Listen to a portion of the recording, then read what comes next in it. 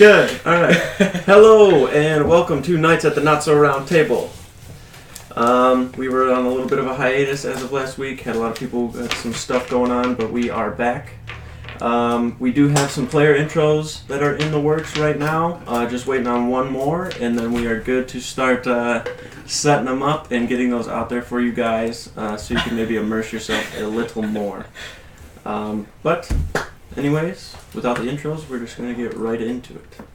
So, last we had left off, you were within the jungles of Azash. You made your way from Azash after completing all of your tasks and things there, and it's seeming that there is not much else for you to do. Started heading back north in the continent to Port Krista, which is where Captain Hawthorne and his crew were. The crew itself, much smaller than the last time you had seen them. Many of them abandoned and headed straight to Akast or within the jungles, as they did not want to go back out to sea from what you had encountered while you were out there. Not even the League of Coin that had attacked you, it was more the Krendelax that was, at sea, that had attacked the ship, and many of the crew had died from that. So the crew itself, now only about 6 or so people. You guys went to Hawthorne in order to try to get passage to Nasayun for reasons unbeknownst to me, but nonetheless. Andrew was pretty adamant about going. Moldrak, having some business there, he believes, started making your way and making some sort of an arrangement with Hawthorne. Hawthorne, after speaking with the portmaster, had arranged all of the goods that he had to be unloaded from there and be held at the port there for good reason. None of it to be stolen or something at Nasayun, and all of it was supposed to be paid for to be transported from that port to Port Creed. Anything else, Hawthorne would have charged extra, and there's just some business going on there that you didn't really delve too much into and didn't really have to. But you are now traveling at sea, kind of southward along the western coast of Azash to go to Nasay, which is in the Nasayun desert. Nasay being a city of which you haven't really heard too much about or know too much about, other than Sigfried letting you know that he's from there, letting Hawthorne give you a little bit of information of him being from there as well, and knowing that the city itself is pretty rough and tumble. It is not run by any sort of government. Religion is not very prominent.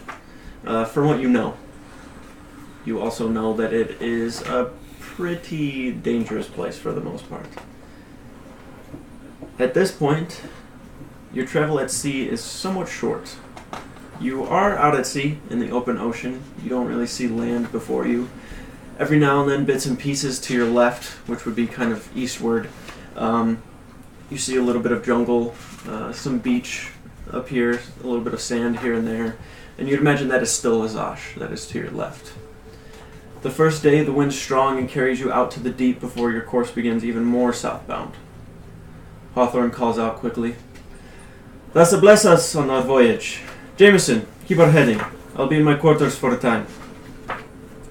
Jameson, his first mate, the kind of larger human individual, probably about 6'2", good kind of stocky build, has a little bit of a belly to him though, completely bald, a little chin strap beard, and a small tattoo near his eye that seems like it's scarred and heavily covered. "You heard the captain. Keep your heads out of your asses and stay the course." And currently you are working the ropes right now, doing tie-downs, as is the majority of the crew. The rest of you have been tasked to the lower deck and are moving crates that were from the top to the bottom of the deck. These crates not being of the shipment, but Hawthorne's kind of personal cargo. Don't really know what's in them, just kind of grabbing them, putting them below. Walking amongst the deck, you are kind of at peace for the most part. For those of you that the sea doesn't bother you too much, and the rocking and the waves and this kind of vast emptiness, it's kind of calm.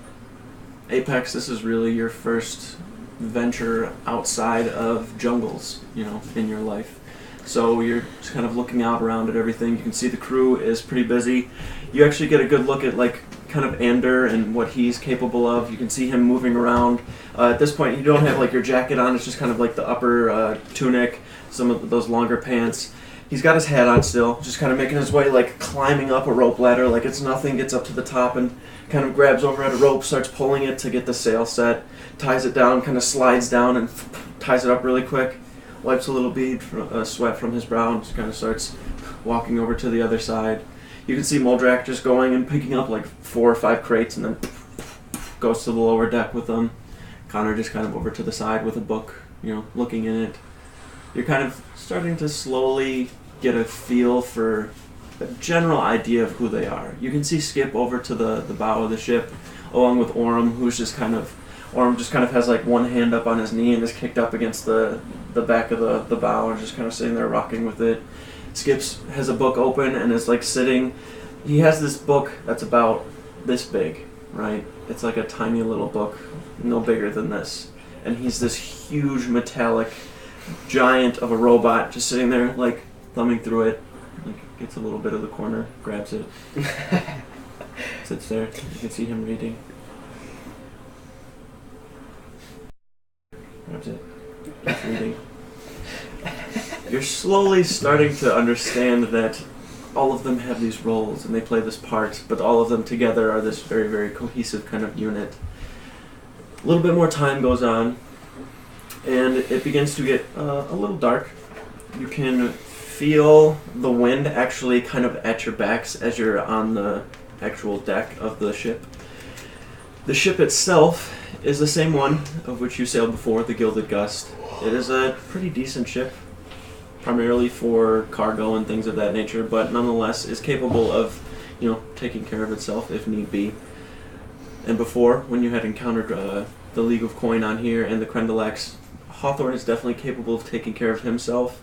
And there was something more to be found there with him that you kind of remember from before when he did stand up to the League of Coin when they stepped on the ship and was very, very capable with a scimitar and had a background to him that most captains probably have some sort of a semblance of fighting experience, but for him there was just this knack for killing and being able to fight. Anything you guys want to do along your journey traveling? You've got about a day and a half, maybe 2, from what you would imagine, Ander.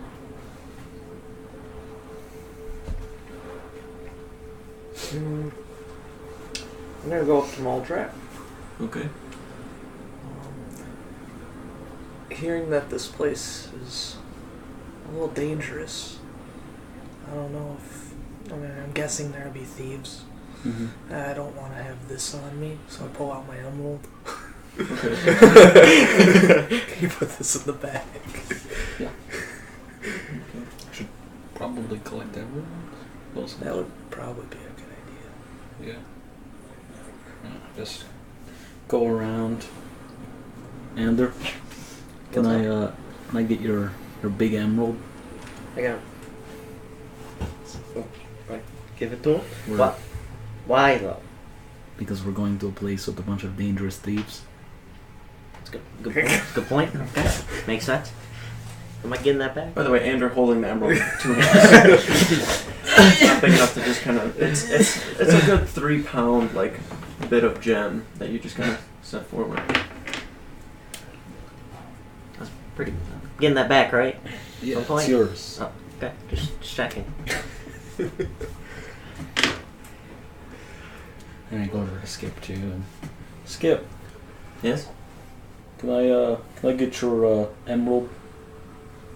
We're going to a dangerous place, and I don't want them to get stolen. Certainly. Reach over, grabs a bag.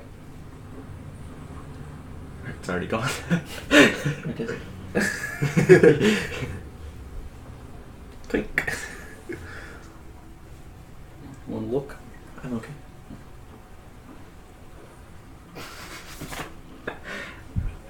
Or I'm just... You want mine do? Please.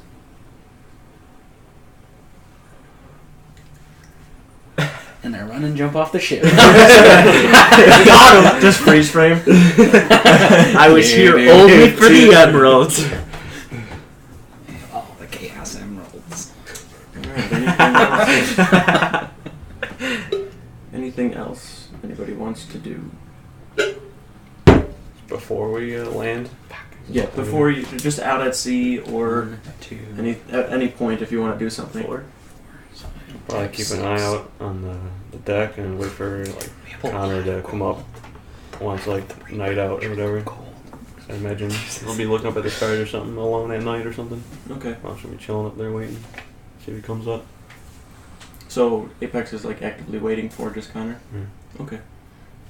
Alright, so as you guys just relax for the most part at sea, the hammocks underneath, there's plenty of them, as most of the crew has, abandoned or died since you've been with this crew. A crew of what was about 20 to 25 is now 6 plus you guys, so about 11. Andrew, you are pretty tired throughout the day as you are having to work excessively to try and help keep the ship on course. Nighttime begins to fall. I'm sleeping in the crow's nest. In the crow's nest? Okay. Just passed out. Ender just kind of below deck in a hammock. Okay. Skip just kind of above on the deck is on the bow, just out, kind of clanking about a little bit as he's just like letting the ship knock him around, and then eventually like stands up. I'm going to go below deck, and then just walks his way down. As Skip's walking down, oh hi Connor, makes his way past. Goes and gets in a hammock. Then you hear like a Oh, no. Right through the hammock. This is fine. Just laying on the floor. Now it's just muffled. Good clink. Apex, as you're kind of sitting out on the ship, it's a little strange. Your bearing is not really fully there yet. You can see Connor makes his way up from below deck to where you are on the main kind of deck there. Jameson's up near the helm. It's just kind of, keeping the course, just holding it in place. For the most part, the crew is pretty oblivious to everything going on around them. They're just walking about. I'll wait till he like walks over to like the edge of the boat or something. Okay. Throw him off. Buck him.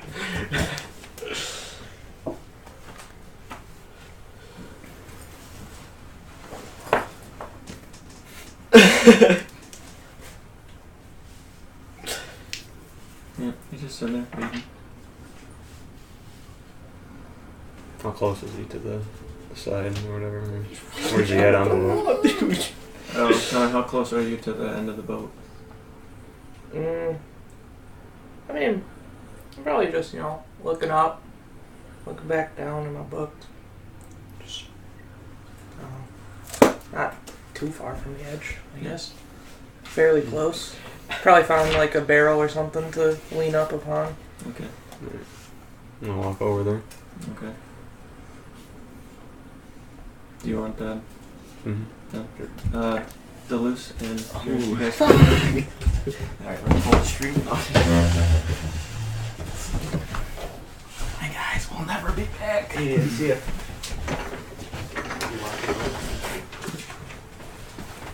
So this is where I throw the fireball at the ship, right? Yeah. Alright, so are you directly standing near him or just kind of off to the side by yourself? So he's kind of like off a little bit from the side, like just kind of sitting down or whatever, like reading the book, and then walk up to the, like meander on over to the side and so put his arms down on the edge and kind of look out for a second. Boat's pretty odd. It's not too bad. You'll get used to it. I feel like my legs aren't like working like they normally do. It's a little weird. Losing my balance and stuff. Yeah. Hopefully you don't get seasick. That's not too good. Like, I'm gonna throw up. Like, just from being out here. Something happens to some. So he kind of like stretches a little bit, and turns around, and puts his back up against the rail. I really appreciate what you guys are doing for me. You don't even know me. You just met me. And take me along with you like I'm one of you, pretty much, and I feel like you don't really know too much about me. Well, I guess one thing that I've learned about being a keeper so far is things will come as they will. Yeah. Felt a little bad because I felt like I maybe should have been able to contribute something back in the jungles there. But I feel like maybe it's about time. So he kind of walks forward a little bit and looks around. About time for what? Should probably. Yeah, I shouldn't. Yeah. Looks back out at the ocean. Looks over to his Ash.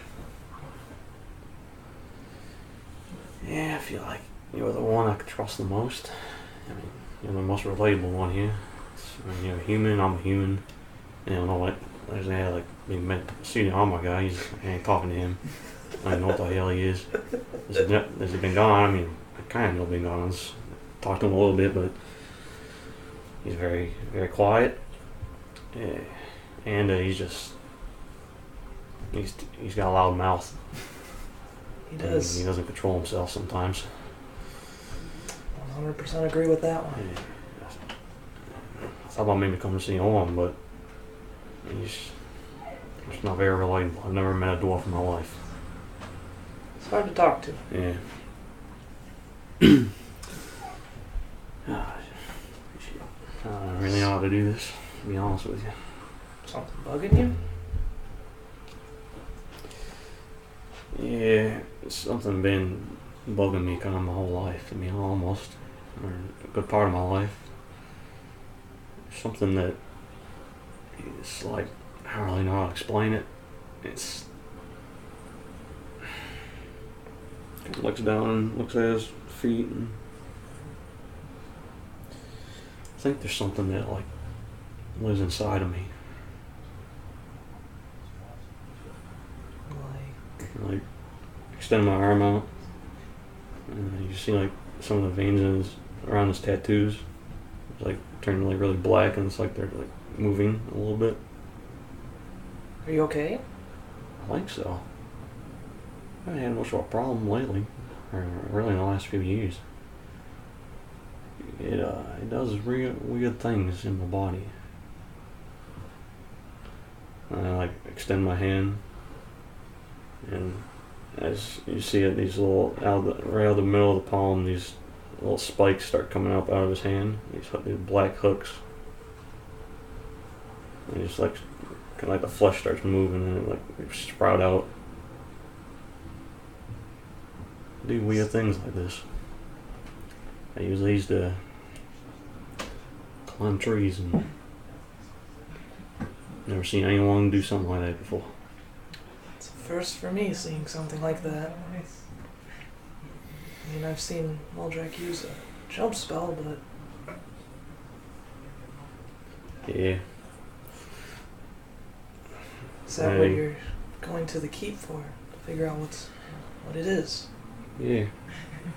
Yeah, I'm not really sure what's going on. And he like closes his eyes and moves his hand. They start to fall back down into his hand. The black, there's a little like black, fleshy like substance covers up the holes, and then it just fades back into his normal skin tone.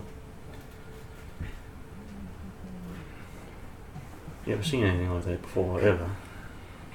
Can't say I have. I mean, I've only been in Zosh, so...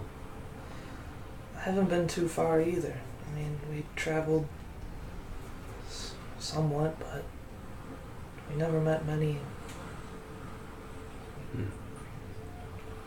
extraordinary people. No. All just mostly normal town folk. Not had it for a long time. Not really sure. I know. I mean, I don't even know if it has a name. I think it's alive, to be honest. Have you? I mean, I know this sounds weird, but tried meditating or something like that? Nope. Getting in touch with your inner self, or I mean, that's I don't know if I sort of want to do what. that. It sounds a little terrifying. Trust me, There's things out there a lot bigger than us that we don't understand. Hey, well, she was a lot bigger than us. Yeah, bigger than that. That's why I'm out here, trying to understand what's going on. Leans back again. Looks up at the stars and stuff. You never really understood much of that.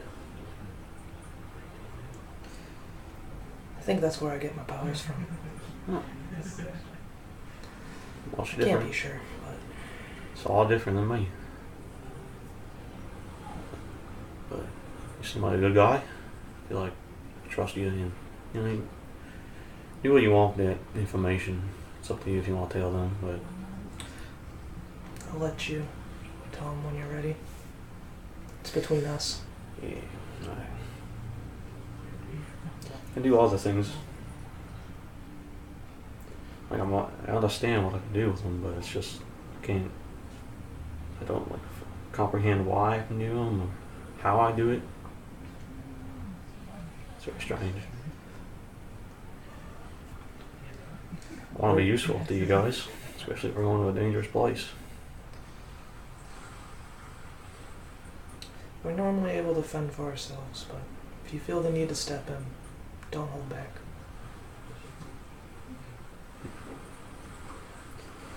As he's sitting there moving his hand around, he kind of holds it out, lifts it up, and you see all his arms start, the blackness in his arms starts to like start wrapping around it and covering his hand, fleshy like substance covers it, and all of a sudden you see his fingers missing in this weird mess of black goo, which looks like then moments later you see these black tendrils start sprouting from each where his fingers were, and it almost looks like his hand grew at about maybe 2 times the size. And he holds it out.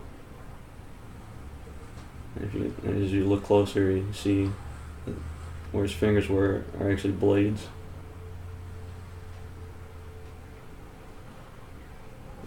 They're like obsidian, like pure black. It was like a rope or something nearby or something. Yeah, like by the barrel. He just takes his finger and slices the rope clean. Does this hurt you in any way?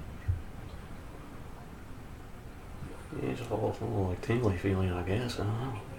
Doesn't really hurt. Yeah, some of the sharpest blades I've ever seen though. They're on my fingers. Well, they are on my fingers. I don't even know if they are still my fingers or not. Cutting, saw through a tree with these. I took my time. They're never dull. Never had to sharpen them. So, very strange. Were you requested at the keep? Was I requested? Yeah, I don't believe so. The king is on call. He told me there might be some information there that'd be useful to me. Did he speak of anybody to talk to? Yeah, no one in particular. I think he just knows, from what I can tell, that keep is an extraordinary place. Lots of great people, great knowledge. And I've never read or seen anything like this before. Maybe an intelligence check.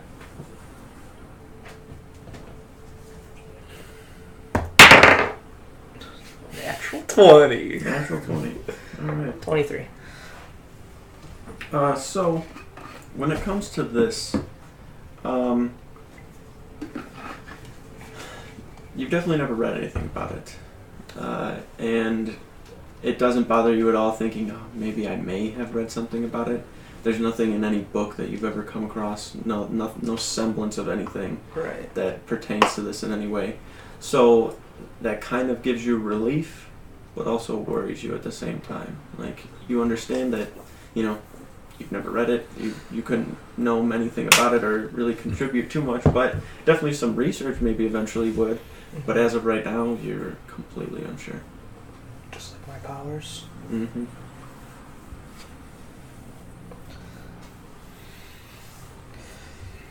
Because I organized the whole library at the keep, read almost all the books. I've never seen or heard anything like that before. Must be really unique to me then, I guess. I mean, I have the same sort of powers, just in a different way. No one's really seen them, at least for a very long time. It's very rare. I only know 2 other individuals that would be able to use my kind of powers.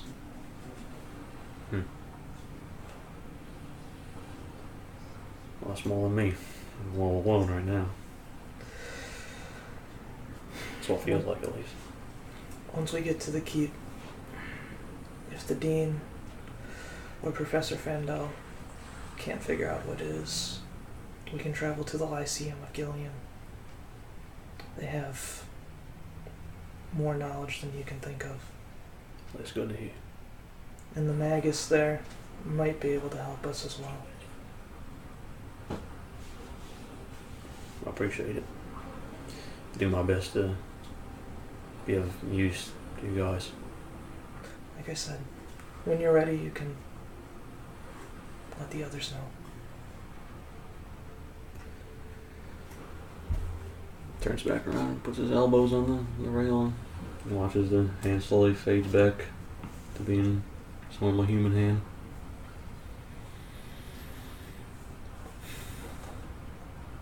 Thanks, Connor. No problem. Have a good night. You too. And he walks off. Alright. As you walk off, you kind of get a little worried just after you just said all that, and you're like, oh shit, should I have done that? But then there's also this little bit of like a weight off your shoulders, like you feel like you've been hiding something from them, and you feel, inclined to just kind of let them know a little bit because, they've been helping you out. Look around at the crew also, making sure nobody was really gleaning too much. You look up at the crow's nest and see Moldrak still passed out up there. The crew themselves busy enough, and some of them in a drunken stupor to not even notice. Everybody else below deck. You kind of make your way down, find a hammock. Connor, after sitting on the deck for a little while, reading, looking at the stars, you also find your way below deck to rest. I will tell them to come back in. Come back in. When did you start watching the stream? Almost done some school, you alright, buddy? I'm good. No, sir. Didn't even I didn't even hurt. Same nice hair. Same your life. Alrighty. So, I thought we were just done for the whole section. I was like, damn, unfortunate. alrighty. So, you awake the next morning amongst the ship. You can hear the crew is kind of back and forth, yelling at one another. You awake to hear Jameson kind of shouting out at the crew. Alright, keep your heading. We're almost there. Andy, we need you up here. We could use an extra set of hands also. Wind's kind of picking up and we're trying to get into port. We don't want to crash. Help them with whatever we need help with. Alright. You also notice that you can start kind of hearing birds in the distance. These kind of caws every now and then. You are seeing more land also, and a lot less jungle, a lot more sand.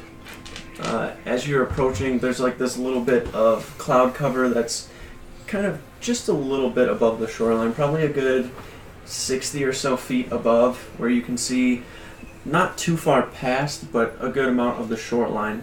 There is vast amounts of sand. There are boats that are kind of over on the side, broken and tore up. There are people that appear to be like laying down on the shore also. And then you can also see this large dock that comes out, probably about actually 4 or 5 of them. You see a couple of smaller boats docked, and you also see a decent-sized boat that's docked at this port here. Hurry up! We're coming into port. You heard him, everyone. Get ready. We're going in. You go over, grab the rope, start tying it, untying it, taking the mainsail and starting to close it up a little bit. Jameson kind of reaches over and hands you a rope. And I tell you to, tow that down. Tow it down there, too. Right? Yeah. Kind of walks over, and you can feel, like, as you're holding it, there's a lot of, like, give from the actual wind. So you're just sitting there. You're trying to hold it with one hand. Okay. Making a strength check. And you kind of walk over, and actually, like, the crew is, like, walking around. Just make a dexterity check for me.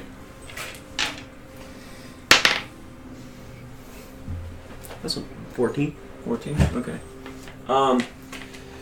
You watch Ander, like, most of the crew, they're human or elven. They're a good height, so they kind of get up to the rope and are walking around. They don't really pay attention to you being that far down, and you're used to it, so you're just kind of like walk between somebody's legs as they're moving quickly, kind of duck over, slide a little bit, and start grabbing rope and tying it down. You probably get ready and, you know, close up a sail, tie down like 3 or 4 before somebody gets over to one.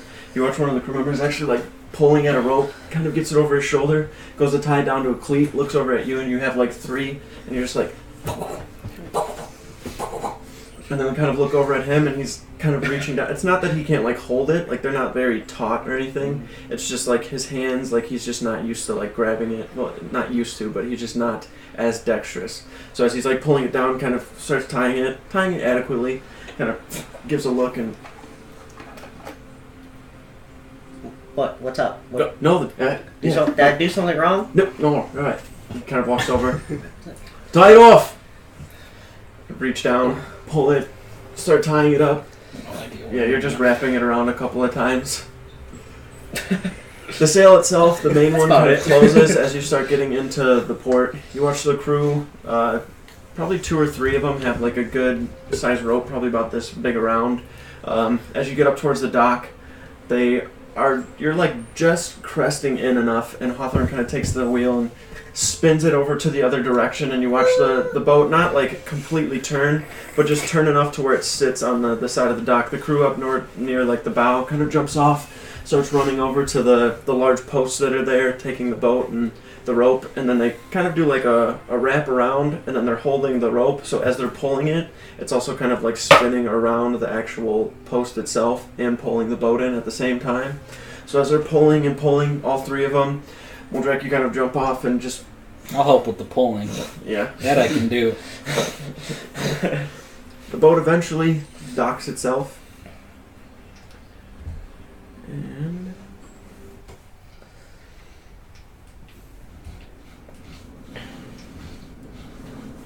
as you get off the boat, you can feel this kind of slight gust of wind also. There's sand kind of kicking up every now and then, and Andrew, you take your mask and pull it up even further, kind of tuck the hat down a little bit and throw the coat on. The sand's not intense, but it's enough if you're looking in the wrong direction that it will catch you in the eye or like in the mouth or something, so you just kind of like duck your face to it. You can't see too much past all of this sand that's kind of swirling around and moving about, but you do arrive to the port city of Nasay. Your history books and the maps you have seen in Professor Fletcher's classroom led you to believe the city kind of laid further in the desert. Now you see that is not true.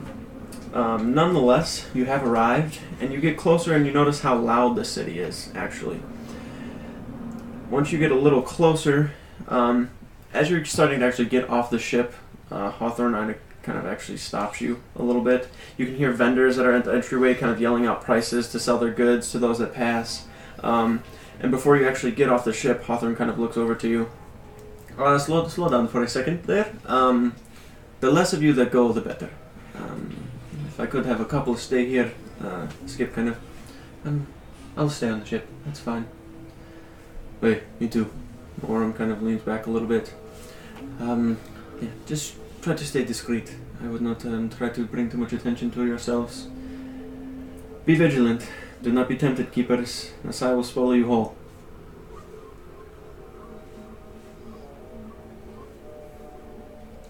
Ominous. So am I going or am I staying? What do you want That's to up to do? you. That's up to me. It's your choice. You can stay. That's how this works. Might be dangerous. If Belshazzar. No, it Did can't he- be much worse he- than Belshazzar. What? Did you see what he did to the raptor in the bush? I wasn't there, but he said That's right. he got him. Yeah, that's true. You You can know. come with us. I can handle one raptor, so I can handle at least one thug, right? That's how that I works. hope, I I hope that's the I think equivalent. a thug's like 2 thugs to 1 raptor. Those Yeah. raptors were strong. You're okay. Fair enough. Each of you probably can handle about maybe 10 or so, and I'll take 1 or 2. There you That go. works for me. Alright, I'm going.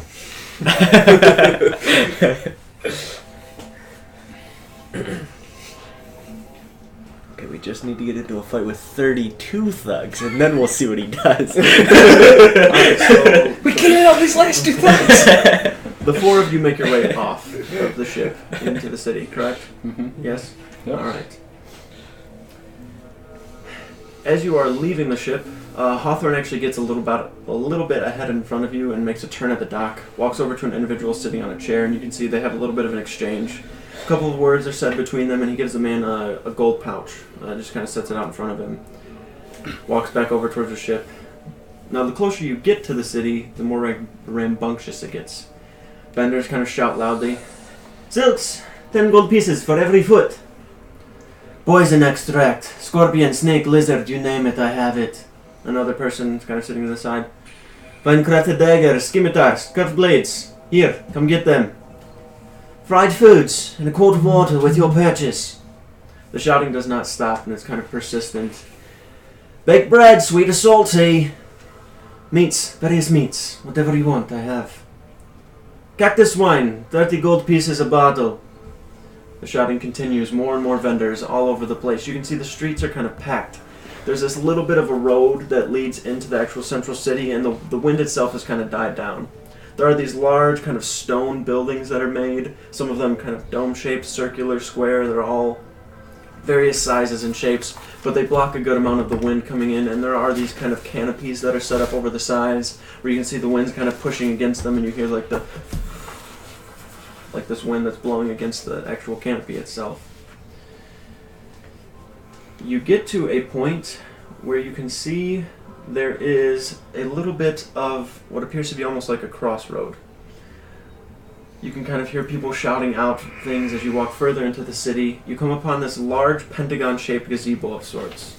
These 5 kind of central large wooden posts that are roughly about 30 feet tall with this dense red burlap material on the top. And you can see that there are actual sides that are like rolled up on some parts. To the farther side of you in this large gazebo, those sides, like the walls, are actually like let down from the ropes that are there. It kind of smells of sweat and meat, and there's this very, very strange, pungent kind of odor. You can smell like it's a little musky. There is a very, very mossy kind of smell, and it all just kind of blends together. There's various sounds that kind of all meld together, and you pick up bits and pieces here and there. This area you're in is packed shoulder to shoulder, and you can see that there are vendors that were on the outside, the road that was leading inward. But this that you're looking at, you can see that there's nothing compared to what was on the outside. Everything that's in here is much more extravagant, and there's like a spectacle here that you can see at this bazaar. You see a man to your left is standing there and has pretty much 3 baseball-sized balls of fire in his hand, and is just sitting there juggling them, throws them up in the air and catches all 3 in his mouth and just swallows them and just kind of looks. A couple of people throw a little bit of coin here and there. You look over and can also see a few more steps. There's this kind of beefy woman that's standing there. As you kind of walk by, she picks up like a goat by the neck, kind of throws it up onto the thing. It's already dead, just takes the hatchet and decapitates it. The blood kind of splatters, and as it does, she like takes the head, kind of sets it to the side, looks up at you with the bloodied apron, just with this like grimacing look. You can see she's got like a wart on the side of her nose here, and she's like a little bit of a huskier woman also. There are also several kind of small tents and kiosks that are placed all over the place with different people, all selling goods and services. Across the way you can see a caravan that kind of catches your attention. It's parked. There's this very, very dull purple glow that emanates from the interior. And the side has these windows that are open, and you can see there's a man there in the window, just kind of waiting his next customer. A man stands kind of amongst several cages over to the side. These exotic beasts are scattered all amongst them. The man stands there holding a chain, and on the end of it there's this large dog-like lizard that has 3 tails coming off the back of it, and each of the tails have these large, like leather, almost like barding or some sort of an armor that's protecting spikes or something that are on the back end of them, almost like a muzzle for the tail in a way. As you keep looking more and more amongst everything, you see this scrawny kind of older woman sitting in front of this small table with these green, yellow, and kind of red different vials, some of them kind of with this faint little bit of a glow to them. You hear a variety of different song and everything throughout the desert, but none of that really catches your attention as you're looking at all of the vendors. You can see that this tent also has 3 alternative pathways that are kind of leading outward to different parts of the city. One kind of over to the side, one directly across from you, and then one over to the right. There's this very, very central kind of crossroad that you are at the moment. You see somebody over to the side, just kind of sees you guys standing there, kind of hunched over, not hunched over because they're old, just kind of their posture. It's just kind of standing there. Has a small little table in front of him that has various kind of like fried foods in front of it. Welcome to the Coin Crossroad in the city of Nasay. Can I offer you something to eat? Maybe a little bit of water with your purchase? How about wine? How much for the meat? The meat? Depends on what you want. We have fried crickets, lizards, snakes. A lizard and a snake. Lizard and a snake? Kind of picks them up on the sticks, sets them over towards you. 2 gold pieces each. Okay, thank you very much. Sets it down in front of him. Anybody else want anything? The Coin Crossroad can be pretty exhausting. You might want some water. How much is the water? Water?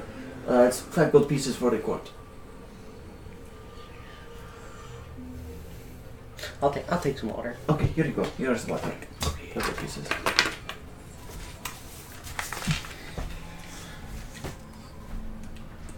You guys want some fried lizard? I had enough lizard in the jungle. Fried snake? I'll try, buddy. What do you want? Snake or lizard? You surprised me. It's the snake. Chewy, huh? Yeah, it's a really strange taste.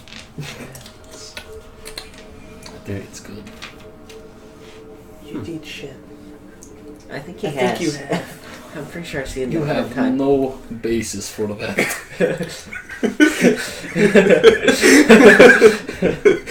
Maybe. I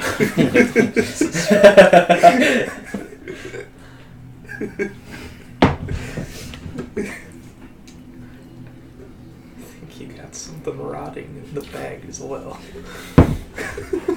Several things. Did he give us a name, Billy? His name? Yeah. No. Mm. He just kind of gave you some food and went on to the next person in front of him. So, like, how are we supposed to find Sigfried? Shh. How are we supposed to find Sigfried? Oh. What do you think? Is this the guy? Didn't see it. Hey, what's your name? Sean. Shandava. Everyone just calls me Sean. Never mind. Is there someone you are looking for in particular? Maybe for a little bit of coin I can send you in the right direction. Oh, do you know a guy named Sigfried? It's 2 gold. Okay, here you go. No, I do not. That one's Can I have kind of my on. gold back? No, you cannot. That one's kind of on you, Ender. What? He got Yes, with you. that No, one. sure. Come forward. I have fried meats. I have some water. Wine. Whatever you want. Somebody kind of walks in front of you guys. Hands him a little bit of coin. There's a little bit of exchange. Last talks. That's okay. Anders not very good with his money. I don't even have any money, so He said he'd help me. Okay. I'm gonna go back Take up to everything him. at face value. Could I talk to off to the side over here without so many voices? So it's quieter. Doesn't have to be like in an alley or anything. It's still You come I could just tell you. I could just tell you right here. Yeah, that works for me. Uh, Yeah, I would prefer that. Yes. You know of any like druidic type people in the city or magical people? Well, Don't do it. He doesn't know. He doesn't know. I've seen this one before. Do you know? make an intimidation check.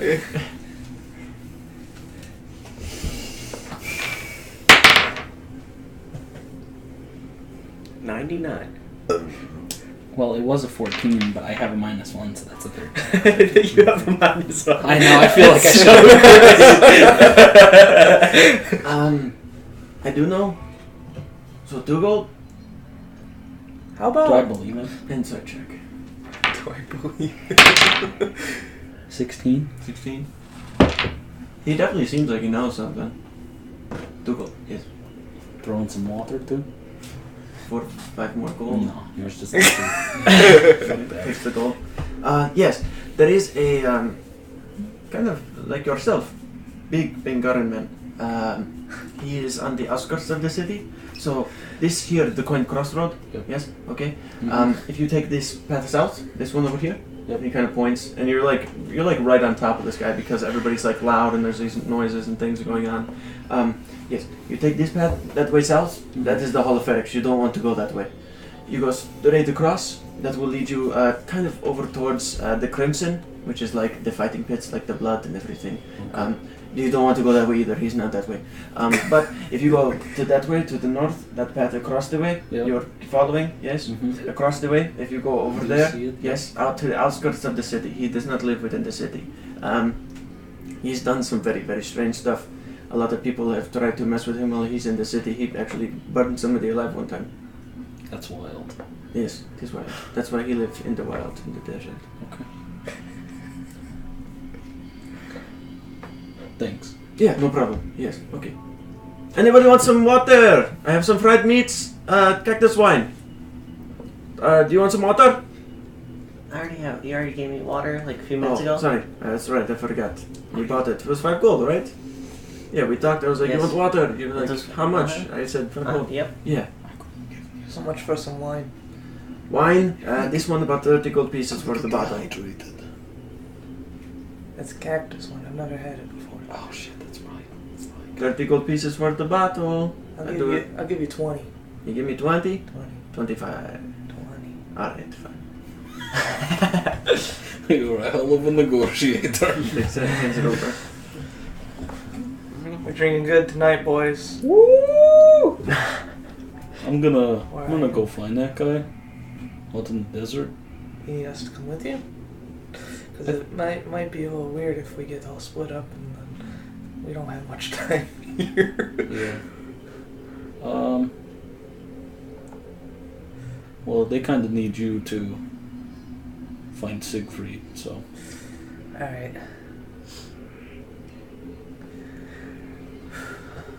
Wanna come with me? You guys could just tell me how to find him. I can find him. Yeah, I'll You go with won't the remember whale. it. Alright, I'm gonna have Apex come with me. Alright. The Connor and Peter duel. He's back together.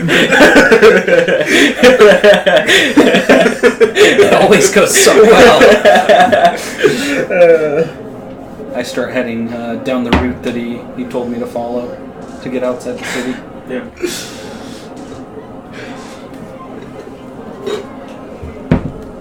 So, which way you want to go? Like, thought you knew where we were supposed to go. Oh, I don't know where. I know who. I also don't know who. I have a description, which is very vague as well. So, hopefully it works. I thought this was like No, very this sim- isn't a I thought we surefire were thing just at all. walking in and we were gonna go.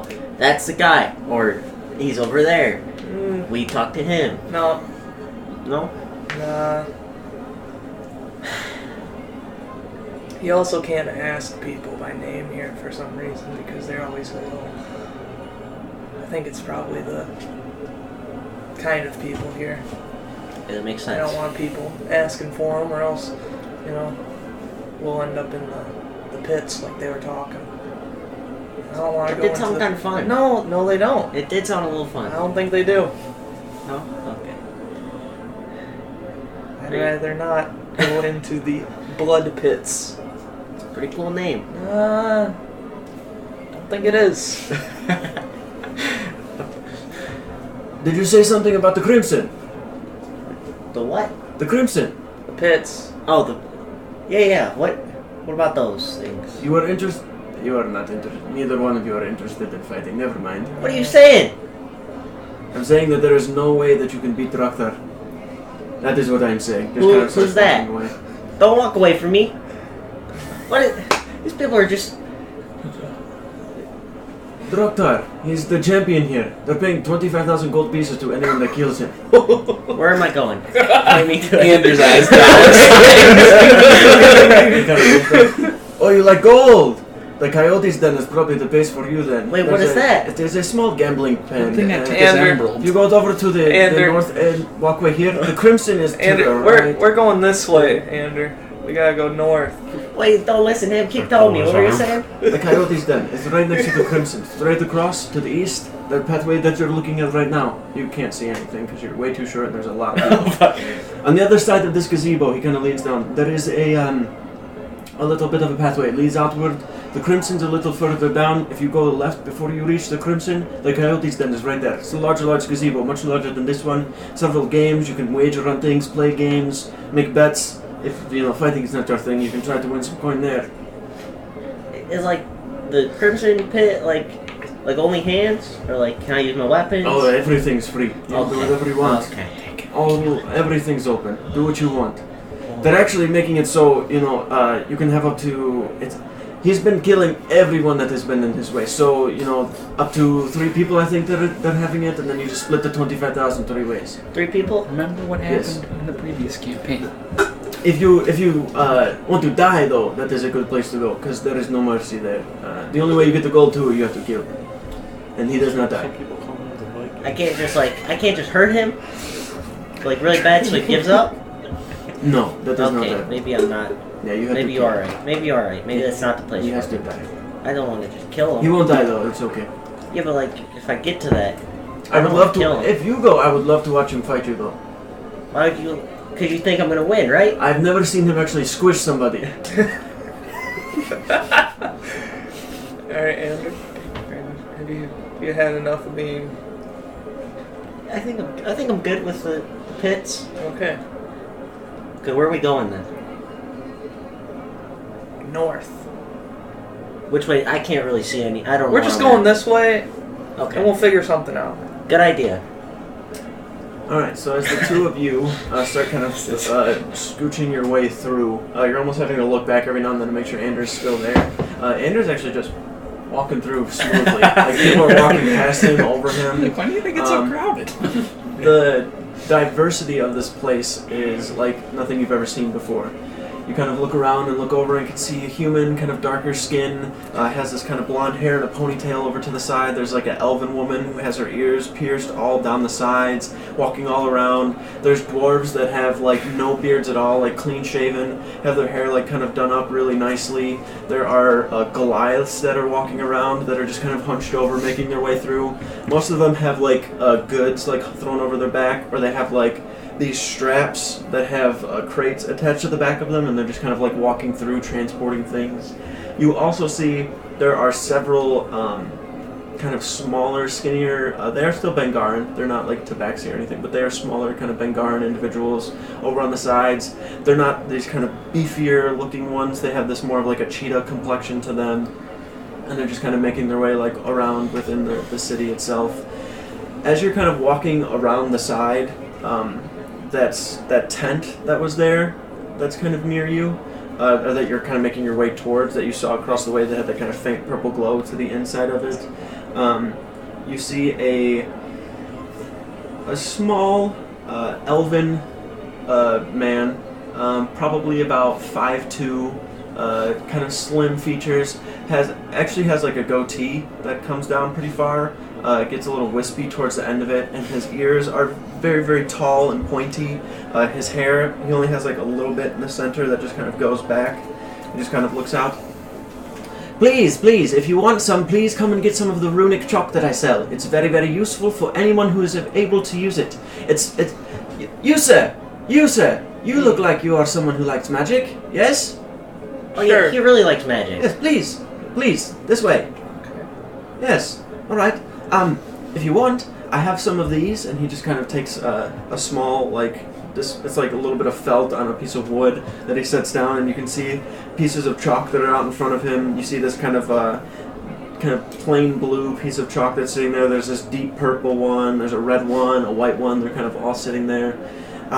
All of these chalk have magical properties to them. Really? They do very different things. Yes, it is a creation of my own. And he kind of reaches his hand out down towards you. Jomo Avore, by the way. Nice to meet you. Connor. Kind of shakes his hand. Most people just call me Joe or Jomo. But if you would like, I could sell you some of this rune chalk. Most of them have very, very useful uses, if that makes sense. There is also some magical items that I have sitting around back here. He kind of reaches down, picks his hands up, and he's kind of moving very quickly and talking fast. These here, very useful for a human of your race, human. Yeah. But anyways, these here, you kind of look, and he has these pretty much like contact lens looking things, but they're very thick. Put these on your eyes. Kind of sets them, pulls them forward. You feel them kind of like go on over the actual like eyeball, and it's a little irritable, and it's almost like got a sandy gritty feeling to it. And he goes, all right, step forward a little bit. I've created this in order to. And he kind of starts smacking at the side of something. This little box like opens up on the side, and he goes, it's completely dark in here, but go ahead, look inside. As you look inside the box, you can actually see in the dark. Really? It seems like you have some form of dark vision with these lenses in. And he goes, but that was just a test, and he kind of reaches over and like puts his hands over your eyeballs and like takes the lenses out. They don't want to be kept in for too long though. Some people go blind from keeping them in for a long period of time. But they're very useful if you use them when you need them, take them out when you're done. I have those. He goes, I also have this, kind of reaches it forward, kind of looking. You're just kind of standing there next to Connor looking up and like taking all this in. You! Oh, me? The halfling, yes. What's up? You're a tall halfling. I'm actually quite short, but yeah. You're the tallest halfling I've seen. Have you seen halflings before? Yes, my name's Jomo. Jomo Vore. Nice to meet Most you. people call me Joe or Jomo. I'm Ander. Nice to meet you, Ander. I have this here. You look like... I know many people of your race that have trouble growing facial hair. I have this it is here, hard. and he kind of reaches and picks up a small... It's like this circular wooden container with a leather, binding to it and everything all over it. Taking this and applying it, to the facial area, the upper lip, anywhere around there, will cause rapid growth to that area, as long as the creature using it is able to grow facial hair. That is, of course. He kind of sets that up on the ledge next to the lenses too. How much is that? 40 gold pieces for 40 the thing. gold. Yep. Just a daily application to the face, and you'll notice overnight. I'll think about it. I tell you what, I'll give you a little bit right now. You sleep in the inn tonight, wake up here tomorrow, or wherever it is you're sleeping. If you have some growth, you come by, and you get the whole thing. Alright, good idea. Good idea. Alright. Yeah. He kind of takes like a little bit, leans over it, and is like almost I'm going to step out of the... Actually steps out of the caravan, and you notice that he's quite short. When he steps out, he's like a good 6 inches shorter than you almost. Walks over towards you, ducks down a little bit, starts lathering it on, like really gets it on the upper lip, the jawline. Okay. Sets it, closes it, puts it on. Do not ingest that. You Spit it some out. on my Spit. Yeah. Oh my. Kind of walks up, goes Got over. that water. Swish it out with this. Take a sip, and it's like really strong. Oh. What's that? I'm not sure. Oh. That was worse than the beard thing. Alright. That's okay. Are you fine? I don't know. Okay. Give me a second. Alright, I also have this here. And he kind of reaches it up, sets it on the counter. This is a little, probably not for either one of you, but if you have like healing powers, this will amplify them in a way, causing you to heal a little bit more. How much is that? This here, 300 gold pieces for the ring. Next item. There Alright. you go.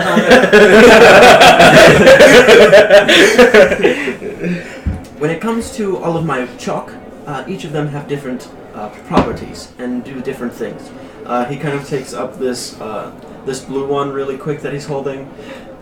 grabs a hammer and smacks it to the side of his caravan and just completely puts a whole crack into the side. Takes the chalk, draws a triangle, and then the symbol kind of goes out and then fixes the crack. This here is capable of casting small little spells that I've enchanted into it. Kind of sets it down. You probably don't want that one because it's got a little less uses now that I've used it. Grabs another one and sets it up. This one here grabs a red one and then like draws a line across the front of the caravan, and then as he does, like flames start roaring upward, and then you can hear him like extinguish, and then it goes right back down. I think you just Did not think burned about off that the. in hindsight. I did not think when I. I think you just You'll burned need a off lot the more beard hair to- that you grew. Anyways, shock next if one. you- But I And he had kind of some. goes and grabs this purple, this very very deep purple bit of chalk, holds it up. This one I think is what you're going to like. You are magically capable, yes, Somewhat. somewhat, right? So you know how your spells have a little bit of you exhaust some resource when you use them, right? This will allow you to restore such resource. So you draw a certain number of glyphs, and as you do so, it will present them in front of you. You grab the glyph, and it restores it to your person. This is probably my most creative work when it comes to all of my chalk. So essentially, you can restore spell slots based on how many glyphs you drop. And then this final one here, anytime you rest, you kind of just draw a perimeter around where you're at and wake up feeling a little more hardy.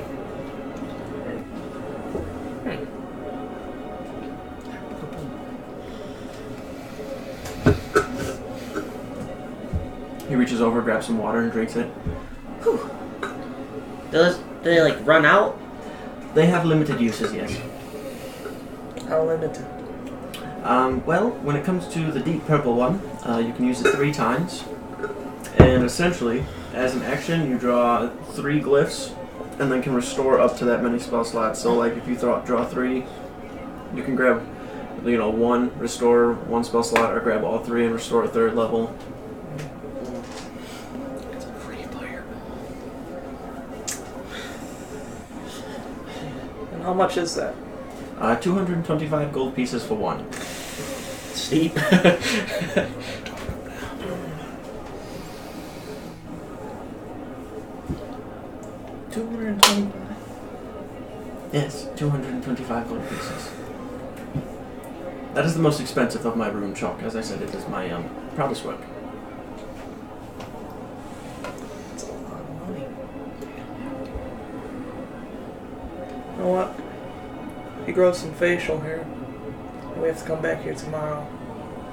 I'll think about it overnight. Alright, what about the other chalk? Anything interest you? Not at the time. Alright, very well. Thank you for your presentation. What about the other items? Yeah, the lenses? When you said blindness, it kind of, There's a chance if you leave them in. yeah. So use them when you need them, take them out when you're done, and you're alright. Also, if anybody already has, the capability of seeing in the dark, it amplifies it. I'm okay. Thank you, though. What about this band of healing here? Nothing? Neither one of us, Alright. we're not the healers. Okay. But, like I said, I'll think about it overnight. It was a pleasure meeting you, Connor. You as well, Ender. I'll see you tomorrow when you grow the, stubble. We'll see. What is actually on his face right now? Like, he lathers. Is it clear? It's kind of has like a little bit of a. There's just brown on my It face. is like a brown consistency. It almost looks like shoe polish in a way, but like a brown color. So he looks like he has a painted-on beard, pretty much. Here's where he 200 Wakes up tomorrow. I have a beer. He kind of leans forward a little bit. If I may ask, what are you doing here? Oh, that. Can we tell you? No, we can't tell anybody that. Okay, we're looking for someone. Okay? Oh, all right.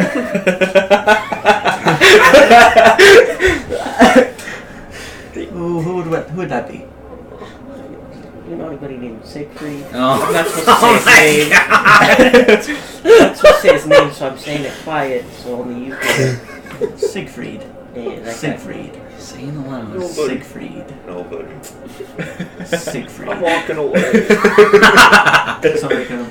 You sir, is your name Siegfried? Oh, well, I said to keep it quiet. Like if you do a Sigfried, you could tell us. You don't have to ask everybody. No, I don't know a Siegfried. I'm Okay, sorry. I don't think he I'm does. typically not here too much. I travel between here and Ophelia, and then here and Southbrook, and I'm kind of all over the place. That's how we are too. We just been all around the world so far. Really? Yeah. Wow. You know, the name Anda is actually very familiar to me. Oh, you heard of the Keepers? I have! You're the keepers of Zaxria! We're gonna die. Just kidding. It's good. I'm really glad I left. I didn't know that. I'll tell you what, anything you purchase, 50 gold off of it. First purchase. 50 gold off I tell you on what. that charm. I tell Like you the what. beer I tell you oil, what. oil Yeah. is only 40 gold. He kind of reaches forward and takes the pouch and hands it over. Here, this is the ball. You take that. Oh. It's yours. Oh, thank you. He kind of pets your, kind of gets down from the caravan, walks down, and is like being quiet, whispering and stuff now. Kind of gets down a little bit. Thank you for everything you do. I appreciate it. Thank you for this. I'm only here because a lot of people here will purchase the things I have, so it's easy business. Makes sense. I myself, I would prefer to be in Venore, something amongst the people, but they're not really full of the arcane magic, and you know, the Lyceum doesn't really let me go in there either. It's a pretty cool place. It is a cool place, but I cannot really, Have you been in there? I have been in I there. got a lot of books. That's how I learned to do the root job. Oh, it's pretty cool. Kind of adopted my own way of doing things, yes. They don't let you take books though. No, they don't. Where'd your friend go? Oh wait, he left. Connor! Oh, I gotta go find him. I can't go. It's hard to find people when you're this short. So I gotta. Yeah, that's why my clock is so high. I can see a lot better. But you're like really tall too, though. Thank you. No problem. I have to keep looking up. Well, if I don't see you tomorrow, hopefully I see you on Ophelia. I or in don't. Southbrook. You gave me the thing. I don't know if I'm coming back. But if he wants to truck, maybe. That's what I said. I don't Oh know. yeah, I didn't think about that. You're right. Yeah. Alright. All right. I'll see you later. Yeah, take care. You remember my name? I'm bad. What was it one more time? Jomo Avore. Some people call me Jomo, some people call me Joe. Joe, it is. Hopefully, I see you somewhere else sometime. Yes, certainly. Also, he kind of takes give me a moment. Goes in his pocket, grabs a little piece of paper, hands it to you. It's blank. Grabs a small quill, probably only about this big. If you ever know of anywhere that's looking for business of my variety, just write it on that paper and it'll come to me. And If I think anywhere, I will. I'll even ask everybody in the keepers. I'll ask them all. all right, Okay? very well. You want to list us by name? Tell them our address too. All right. Have a good day. You too. Start walking around. Connor. Connor. Lost kid in the grocery store. I can't find my Connor. Whoa. I'm getting something to eat.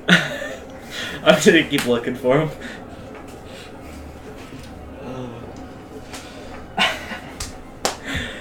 Oh no. Alright, so, as you're kind of walking around, it's very easy to find some sort of food along the side there.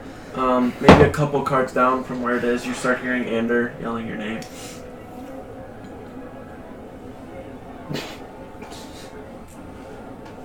Connor. I'm right here. Oh, there you are. Okay. Yeah. You He kinda walked tuck- away for a second. Yeah. I got he gave me the hair growth thing just for free. Oh, Gave really? it to me, yeah. Is that before or after you went and told everybody who we are? I wasn't supposed to do that. Oh, But he like asked, yeah. That's kind of you can't not tell people stuff. That's not nice. Well, I think you can. It's really hard. To be honest with you. Not really. He was like really wanted to know. I don't think he did. I think he wanted to sell you something. But he didn't tell me anything. He just gave it to me. Actually. Oh, also he gave me this thing. He said if we know anywhere that has business for him, just write it on this paper. And it'll go right to him. Do you know anywhere? Nope. Okay. Fair enough. Just make sure. You know, he also said he knew us. Really? Yeah, he said he knew about the keepers. The first. Mm-hmm. But maybe next time we talk to a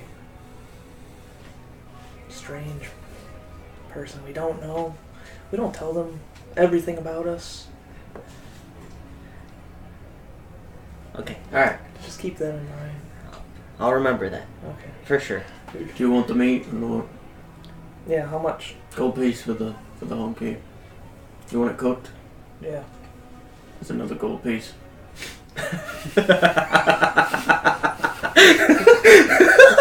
Throws it on a Scammers. Starts pushing the rocks It's all underneath. You guys scammers. standing there for a little while, end up getting the meat cooked. Kind of slides it underneath some kind of dinky wooden plate. Here you go. Thanks. It's a gold piece for the plate as well. Thank you. Do you want some of this? I'm playing.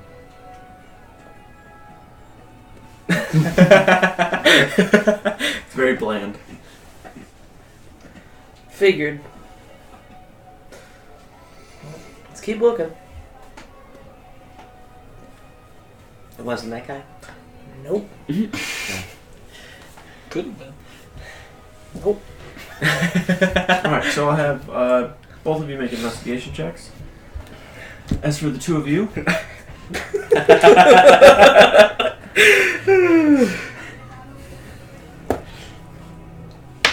Sigfried's personal chef. What are you doing? the sounds of the city become less. I'm 17. 18. 18. Okay. Just one up me, guys. Exactly one up. True. Oh, goodness gracious. Alright, so you start hearing less and less of the city. And you guys are walking amongst, yourselves, the two of you, and notice that the direction that you are heading, there's not really much of the city off to that way. You're kind of heading more towards the just desert. As you get to... How many dip ones? Can we go with yellow for the sand? I don't think so. Oh, yeah. It's about, yeah. Now we're in the desert. I'll just take all these. Thank you. Alright. As you're making your way out, you start to notice the sounds of the city become less. You stop hearing busy crowds, you stop hearing the sounds of metal clanking together, boxes being moved around, glass moving about, footsteps, and it becomes a lot more of just like a slight wind. You can hear your kind of crunching footsteps in the sand as you're getting further out into the actual desert itself. Both of you roll survival checks for me. 23?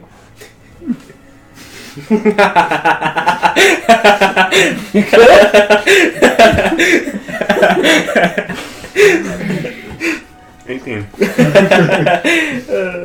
Holy shit. You got me. Alright. Between the two of you, it does not take long at all. There's not really a path anywhere. It's hard to find footprints as the sand kind of just blows over them eventually. But you do end up coming upon what appears to be some sort of a small hovel on the outskirts. It's kind of this round home made of clay. You can see a light fire kind of crackling in front of it. There's a pot boiling above it. Stepping out from it, you see a Bengaran. His fur is kind of this bright orange color, as though the sun has started to almost lighten it up a little bit. He has white lines kind of along his forearms in various patterns. He doesn't like knowing just big cat-like creatures. He doesn't seem to actually origin from any specific one. And he also has a single line that kind of goes down his snout. Stands about 6 feet tall, pretty average build, but he has a little bit of stockiness to his shoulders. Wearing no top currently. You can see that the front, like where his chest and his like abdomen muscles are, is a little bit of a more yellow color to where it kind of breaks up the monotony of everything. His bottom half is just like kind of a little bit of like a flowing robe in a way with this thick rope tied around his waist. He wears a necklace that has like a leather pouch over some sort of a pendant that's there, and he kind of looks over towards the two of you with bright yellow eyes. Greetings, brother! You're far away from home, it seems. Yes, greetings to you as well. Where's your friend? I am Apex. This is Apex. Nice to meet you. The name's Kel. What about you? What is your name? My name's Moldrak. Moldrak. Apex, come. Food is calling us. Sit. Oh, shit, food. Oh. He's just kind of like walking around, doing things. Kind of has like a little bit of a cup, like a bigger sized cup that he's stirring something up in. Kind of pours it into the actual pot itself. Sits down. What brings you out here? I'm looking for something of a teacher. I heard a rumor of somebody who lives near here who has some sort of affinity with the elements. Do you know anyone like that? Kind of looks over. The elements. At a time, I did. Kind of takes a little bit of a. Hand you a bowl. Wait, we're supposed to be careful on here. Think this is bad? Are you trying to kill me? You're probably fine. I mean, you know him. Kind of hands over, hands you a bowl. Pours himself a little bowl, grabs a spoon, and takes a bite. Sets down.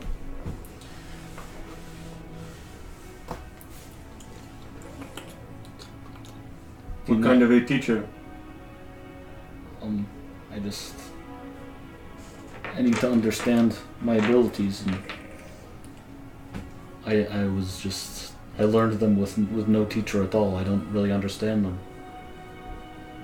Just need somebody to teach me how to use them better, teach me how to better control them, teach me to understand the elements better.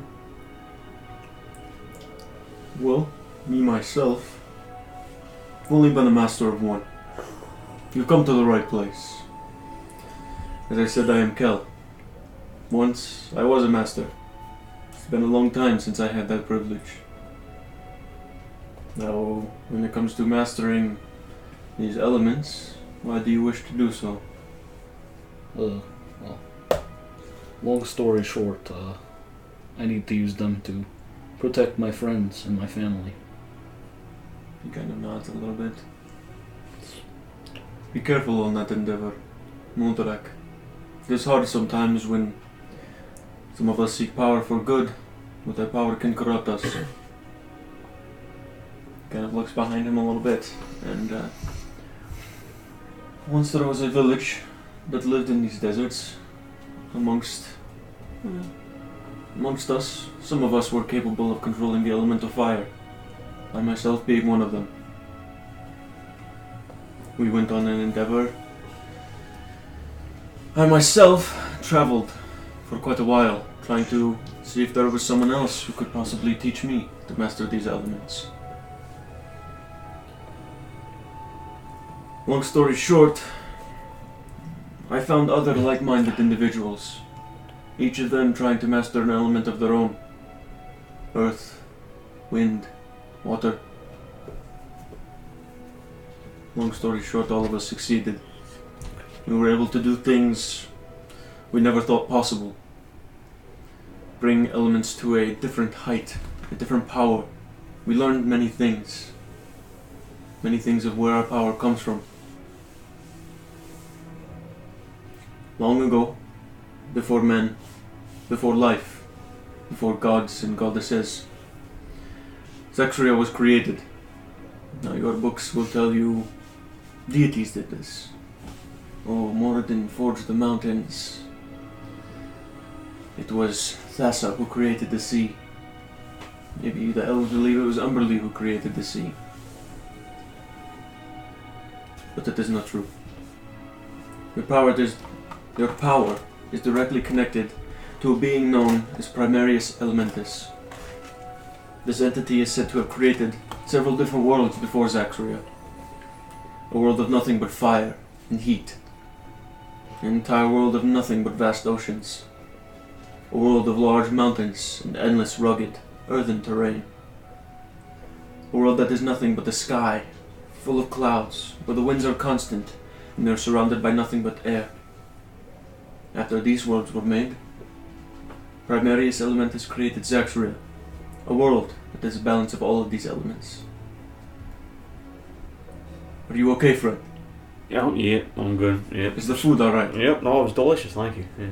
He kind of nods, smiles, leans back a little bit, and That's just eats a little more. fascinating. Yeah. I'm not sure I understand any of this.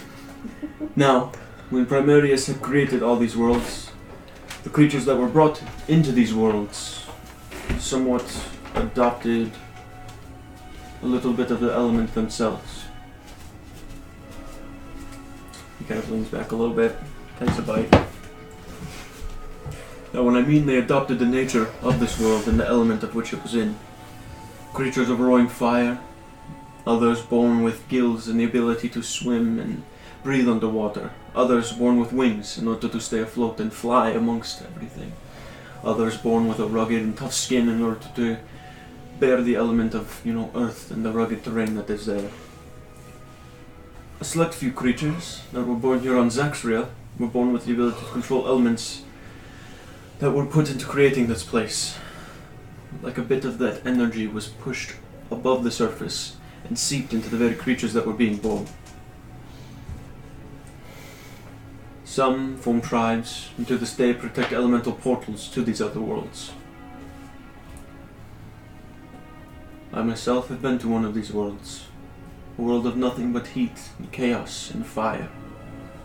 Well, that doesn't sound fun. It was hard, but in going to this world, I was able to understand the alchemical properties of fire itself, its nature, what it needs. It helped me master it. All of these other masters have done so themselves for the other elements. It is dangerous to go to these worlds in order to try to master these things. For me, it did not take too long.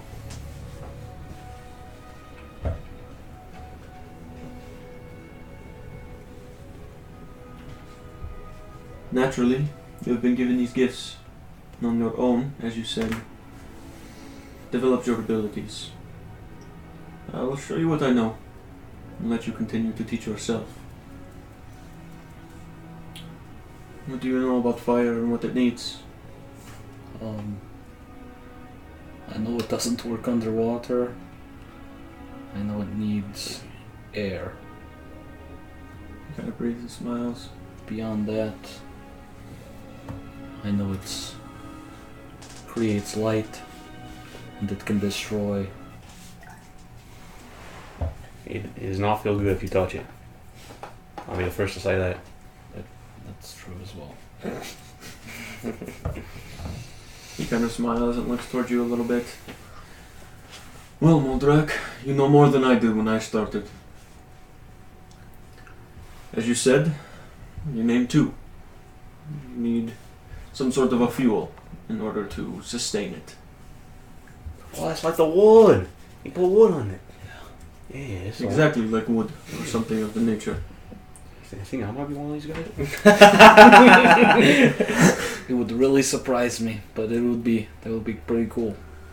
It will be pretty cool.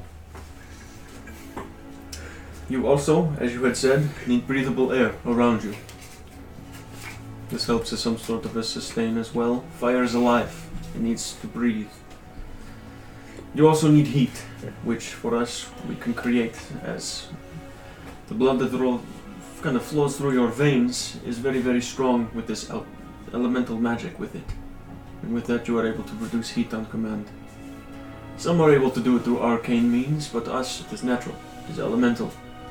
It comes from us. We do not pull across ley lines in order to funnel and harness our magic. It is within us.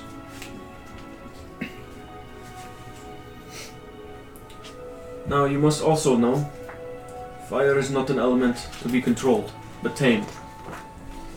It is a beast that knows no limits. Although you can manifest flame and make it more potent, it cannot be sustained without fuel. As I said, your body harnesses all of that. And he kind of goes to speak a little more. It is better that I just prepare and see what you know. That way we can get a little further into possibly having you harness the ability a little better and mastering it. As I said, it's been a long time since I've been a master of anything. So I'll do what I can. Definitely master at cooking because that meal was delicious. You know, if you're thirsty as well, there's a small bit of a keg or something on the side, has water in it. He stands up, kind of goes over the fire, puts his hand across it and it goes out. He kind of takes his hand and lifts it up and then pushes it to the side, and the fireplace itself, like the earth beneath it, kind of rolls and then moves it away. He kind of clears out this decent area. Now Moldrak, when it came to me, when the time presented itself and we were able to learn about these worlds and how to reach them, I knew that the only way I would be able to master the element is to fight it. He kind of takes a couple of steps back, takes the pendant off, or takes the pouch off of the pendant, holds his hand in front, and kind of starts like swirling his hands back and forth, just like this. You watch the flame that's inside of this pendant. Now that you see it, it's just this roaring flame inside of it. As he starts doing this more and more, you can see the edge of it, like fire kind of starts slowly licking out of the sides. He kind of pushes his hands forward after he does this a couple more times. And as he does this, just almost like a flamethrower of fire starts just holding itself steady across. Prepare yourself, Moldrak, for what is to come. Takes the front side, pushes his hands up, pulls it over, lines them up, and then as he does this, you watch that fire just start pooling and splashing heavily onto the ground. You watch it start kind of roaring upward and kind of splashing over to the sides and slamming all over the place. You kind of stand back and ready yourself. You holding the bowl, kind of pick it up towards you, like, what?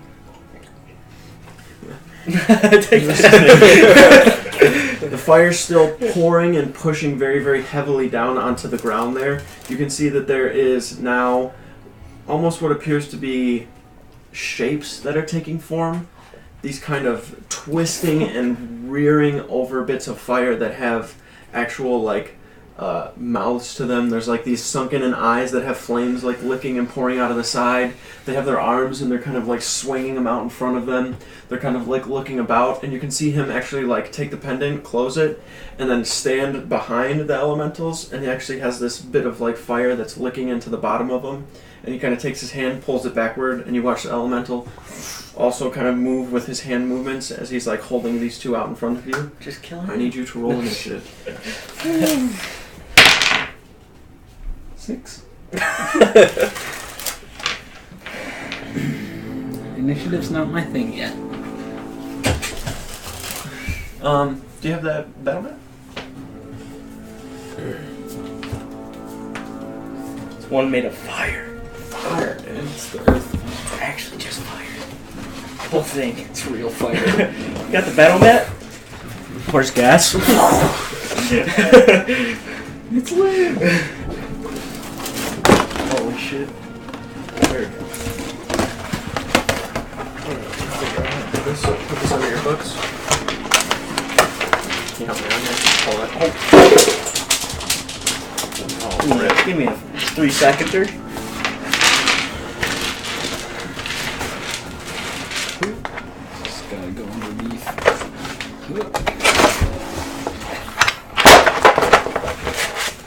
Perfect. Lift the book up, Jeremy. That probably helps. I'm making sure it's flat first, okay? Don't want to fucking mess with them. Those are some big boys. Big boys. You could draw on this too. If you need to make any things on the ground or whatever. Okay, cool. So just with like a dry erase, right? Okay, Is it dry or wet? Usually Oh, he's I got. think it's dry. I got markers if you want to use them. Okay, I've got some here too. All right. Easy clap.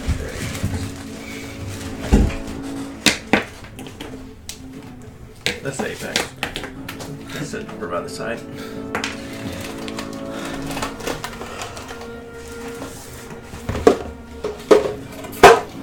Because you use this red dye to represent. Alright, he's really not that relevant, but he's standing towards the back. Yeah, that's fucked up. Call my man's irrelevant shit. Alright. I need a book.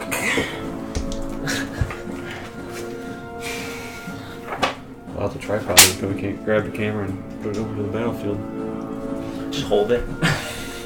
Somebody's gotta. That'd be me. I'd be like, Is it steady, Billy? Is it steady?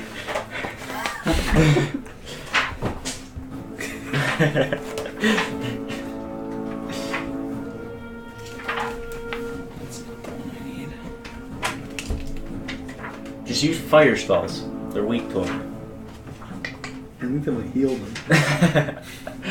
Maybe. You got a point there. Alright, so they're gonna go first. Okay.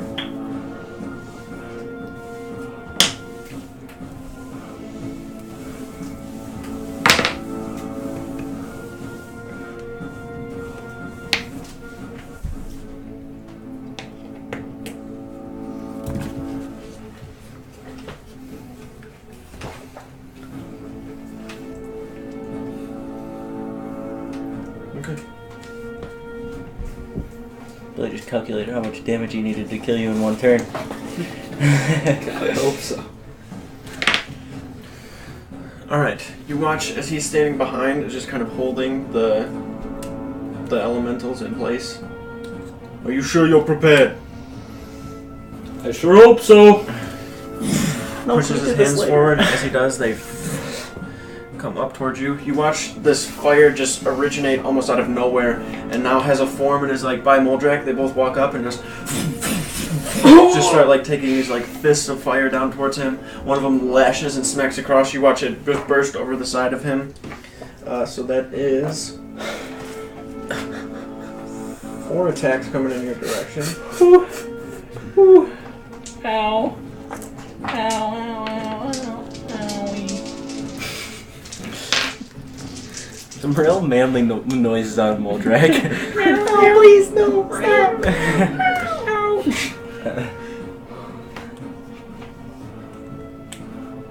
Alright, so this is a 9.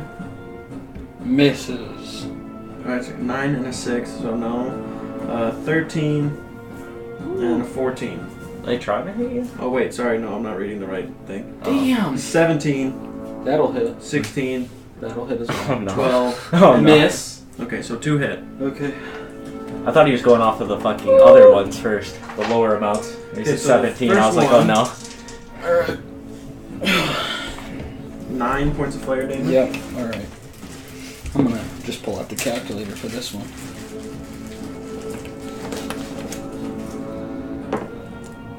Oh no. Oh. And Tom Cruise. And 13, so a total of 22. Okay. Alright, as the first two attacks go to hit you, is there any certain way you want to like move out of the way or do something to block them? I think for the first one I'll throw my hammer up, and then I get swiped from the side, and I'll just kind of duck underneath the next swing. Okay. So as they start wildly doing that, you just duck underneath. The second one that hits you actually punches like to the chest, and you watch this flame that like hits off your chest, kind of licks towards the back and starts like burning the bottom part of the cape, and it starts licking upward. And then you watch as the one that's hit you on the side, there's like flame going down. There's like flame going down your fur, and you see that that's actually gonna. If you want to put it out, you have to use an action to do so. But you are on fire. Okay. And it is your turn. All right. I'm not gonna put myself out. I'm going to Savage. kind of weave my hands in the air, and up from behind me rises a tidal wave. All right. And I'm splashing it down out of these guys. All right. So let's what kind of save is it? I just had it open. I don't know why I didn't just leave it there. 1 second. I wanted the suspense. Strength. I think it's dexterity. Oh, I have it right here. Oh yeah, dexterity saving throw. And on a failed save, they're knocked prone. I don't think they Okay, can knock prone. Alright. Does it say by chance how many feet of water it is? Yeah. Well, it says the area can be up to 30 feet long, up to 10 feet wide, and up to 10 feet tall. Okay. Are you doing the whole shebang? 30 by 10 by 10? Well, I mean, at least enough to hit these two. Mm-hmm. And I think we established that it's just kind of a thing where it comes up and then goes down. Splashes down, yeah. Yeah. Okay. So mostly just like right, maybe a little bit off to the sides too. Maybe if I can make some water like splash off and put me out without taking damage, that'd be cool. Okay, so the first save is a 16 and the second's a 14. The 14 fails, the 16 succeeds. Alright. Wait, So, hang on. That might not. No, yeah, my save is a 16, never mind. Using my non-existent reaction to casually walk out of the way. Nope. Don't want to be here. Don't light me on fire, please. 20 damage. 20, okay. So I don't know if they're taking any extra damage from water, but... It says for every 5 feet the elemental moves in water, or for every gallon of water splashed on it, it takes 1 cold damage. So It doesn't really say doesn't know how much gallons, but it does say how many feet, so we'll go off that. So it's 10 feet wide, so Yeah. just an additional 2. Okay. Oh, they're dead. That 2, got him. Alright, well, 22 to the one, 11 to the other one. Let's do that math. Yep. Would it be 12 to the other one? Because you don't have the 2? Oh, yeah, probably. I don't know. Kind Yeah, you got don't left. have the 2. Okay, so yeah, 12. What kind you got left? Alright. That's fine. Whatever wants you. I'm gonna do that. If you like. That's my turn for now. Got some chocolate. Alright. After that, Buying the those? elementals. Your brother. Just take them. Gotcha, you didn't actually want you to eat them. Ah, come on. Oh no. Takes the elementals and just kind of, and then you watch him kind of take this pose and then slam his hands down in front of him as they both just like. I feel like you have I rough can't- time with one elemental. Oh, you were You had also supposed something to to take. do. You take. Fire damage. Oh shit, 10 fire damage. Alright. That's fine. We're just rolling all 4 at the same time. 19, 23, 15, 9. 2 miss, 2 hit. Okay. First one. 9 for the first one. Mm-hmm. 8 for the second. Alright. So 9, 8, 17, and then the 10, so 27 total. Yeah. As they whip around the sides, they don't even like punch, they just kind of like impose themselves on you and start like burning your sides. This one actually comes up and like burns the whole left side of the cape and grabs onto your shoulder and then just starts like pulling. You can feel this fire. It's not like actually having this force of pulling, but it's just this burning that's almost like making you wince away from it and go into that direction. Alright. It is your turn. I'm going to... Yep. I'm gonna take an opportunity attack from one of them. I'm stuck on him. And I'm going to move around the back. Where you going, bitch? And I'm going to cast another tidal wave. Full size. Okay. I'm just going... Alright. Just like this way? Yeah. Okay. So it's 30 feet this way, right? Yep. And then 10. Yeah. Okay, so it's about 10, so still the 2. Okay. Dex saves? Yep. Left one. No. Right one. No. They both failed. Does a 13 make your... No. No? Okay, then they both fail. 24 24. damage. Is that with the additional 2? No. Okay, so 26.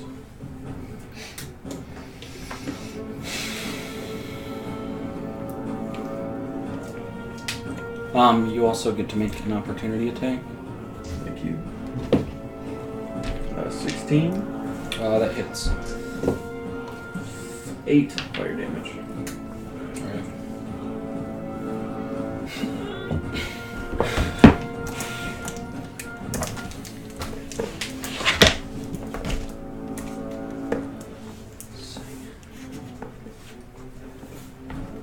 Where's my bag? I'm gonna take my bonus action to drink a greater healing potion. Okay.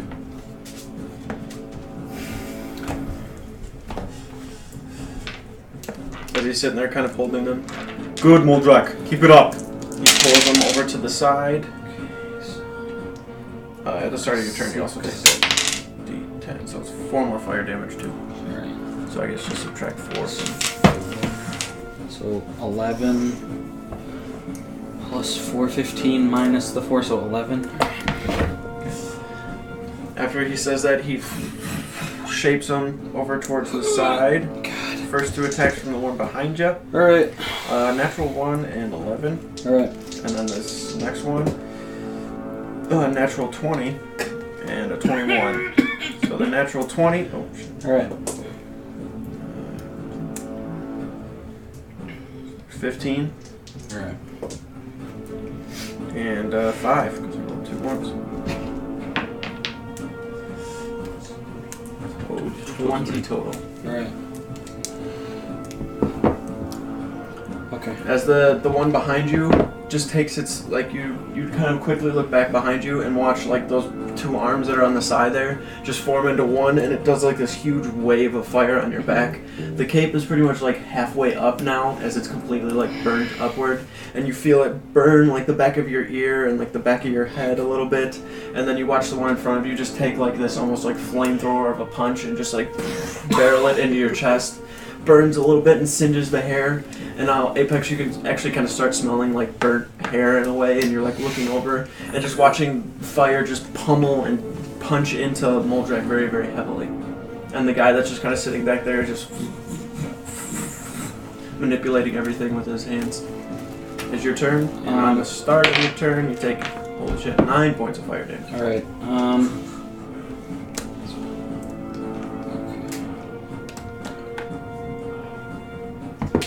Alright, I'm going to drink my second greater healing potion as my bonus action. Alright. Great.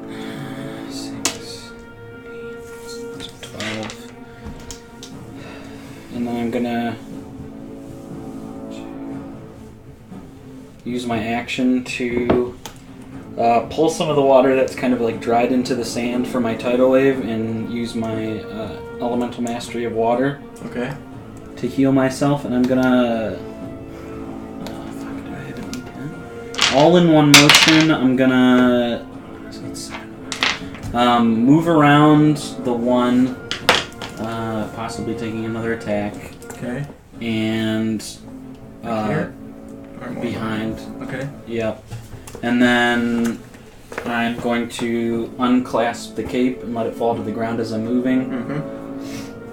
And that's my action, bonus action, and my movement. But you need to take an attack. Yep. 14. Misses. Okay. As the one goes to like swing, you kind of duck underneath, and the fire actually just like kind of splashes down onto the cape, and you look and see it. As you're running, you just kind of like take your thumb, unclip both sides, and then you watch as it's like slowly falling. The fire just starts consuming it more and more, and then it falls to the ground. Mm-hmm. All right.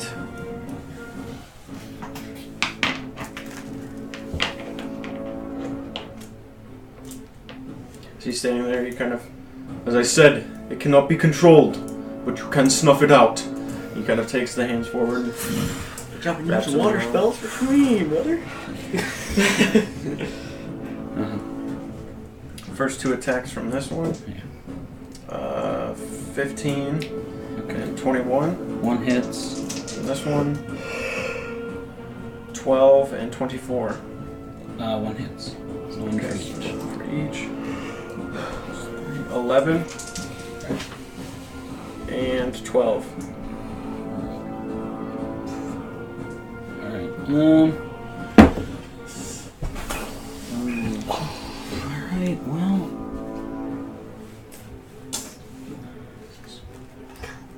Pretty much it for me.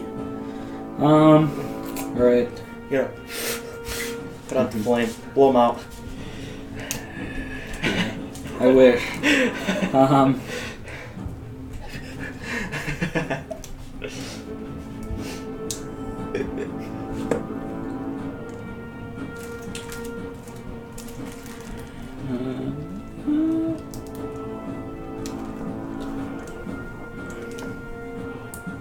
It's all about the tornado spell. But that could just make a fire tornado. I'm gonna use.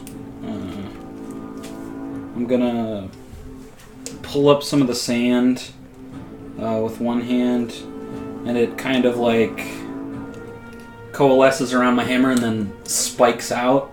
Okay. And then I'm gonna take one swing at one and one swing at the other. All right.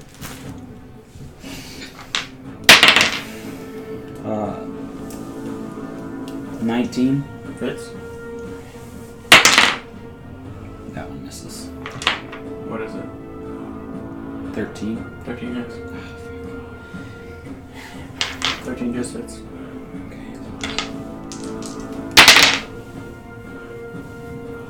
The first one is 12 damage. Against the one on the left or the right? Left. So I'm kind of like. Got it. 2, and then for the next one.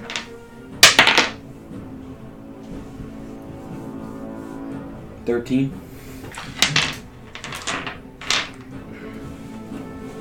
Alright, well, you take the 4 points of fire damage at the start of your turn.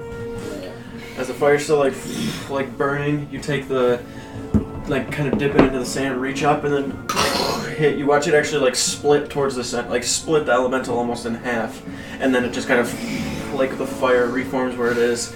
Take the second one and like slam right through the entire thing. It's not even like you hit it and it finds purchase on something. It just fire kind of splashes and licks onto the ground. As he's sitting there, kind of holding it. How are you holding up, Moldrak? I don't know. Good, keep going. I It can't. takes elementals and wraps them around. This one goes this way. And they're kind of doing like this circular. These fucking It's like- cheaters, dude. That one's 2 attacks. Bless you. That's So 13 and 7, or wait, 13 and 10, not 13 and 7. And natural 1 and 11. Alright, so as Dodge the Lord. arms kind of reach over, at this point you're kind of focusing up a little more and starting to look around you. You watch the fire as it's like moving. It has this very, very consistent pattern to it, so you're able to like see it and just duck out of the way. The one that goes to splash behind you, you just kind of duck and move to the side. And then there's one more that just kind of goes right above your head, and instead of like ducking down, you just kind of like lean back, and now it's your turn. You guys with fire You damage. take 2 points of fire damage. Okay. I'm gonna. How are the fire elementals looking? Fiery. One of them, one of the hammers. Again, the water pools up from the sand and kind of goes around the hammer, and then in a similar way to the rocks, it freezes and spikes out. Okay. And I'm gonna cast Frostbite, and then I'm gonna take one swing on one swing on the other again. Got it. Frostbite one first? The Rockbite one first. Frostbite on which one? This one. Okay. And then I'll just kind of swing around and hit that guy with the ice. Got it. Rockbite first. 13. 13 just hits. 15. Hits. Alright, so we're going to do the Rockbite first.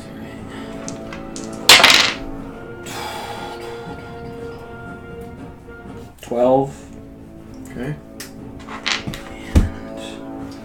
I always forget that. It's 6. Okay, so he needs to make a Constitution save. Not good. It's a solid 6. Okay, so his movement speed is halved. And he Alright. takes a d6 of cold damage. Okay, so that's 10 regular damage and 5 cold damage.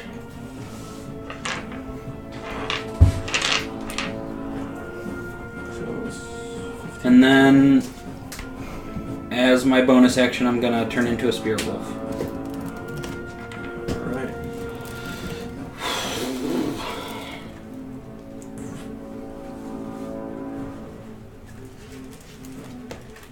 You're still on fire. Yeah, that's okay.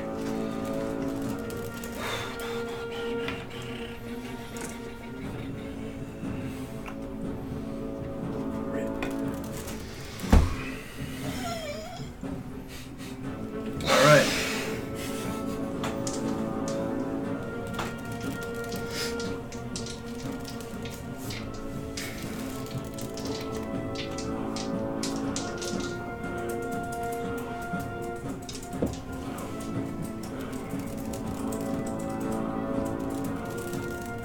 Alright, the first one. Yep. 20 and 23, Both hit. and natural 1 and a 22. So that's 3, right? Yeah. So 12 for the first one, Okay. 6 for the second, so 18, and then 9, so 27. Okay, that puts me right at 0 as a wolf, so I'm back into Moldrak. Okay.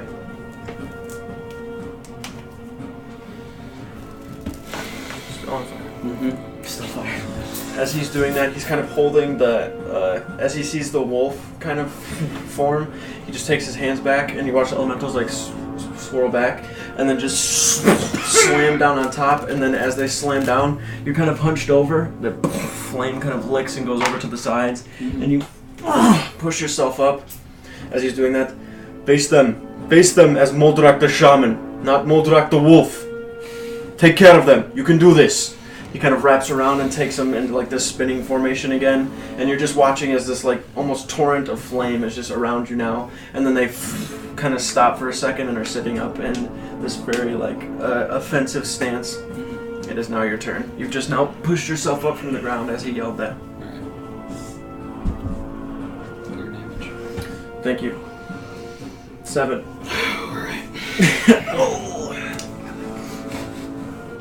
Alright, so first one with the rock bite. Mm-hmm.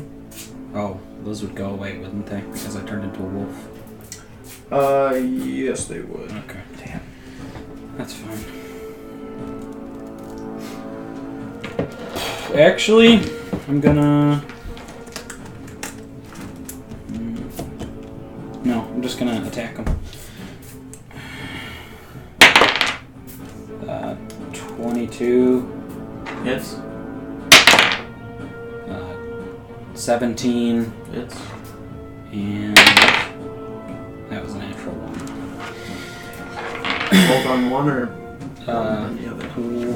I'll do both on one. Okay.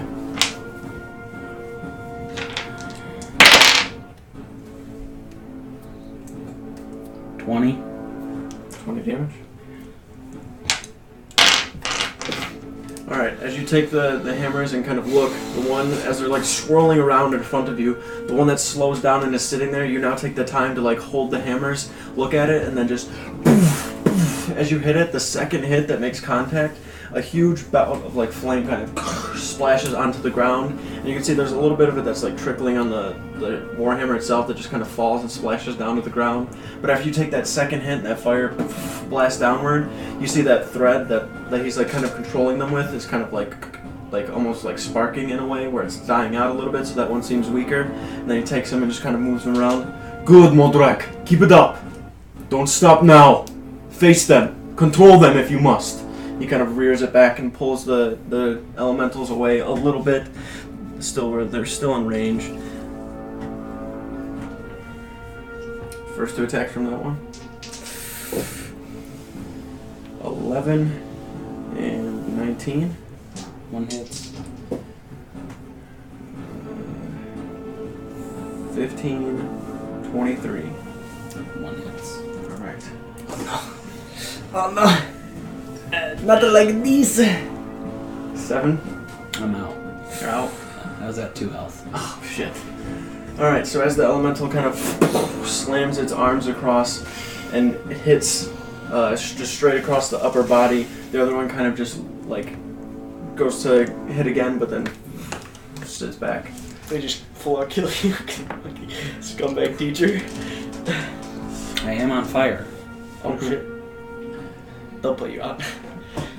As you're sitting there, Apex, you watch Moldrak just kind of fall to the ground. You can perk up a little bit just seeing it. You watch the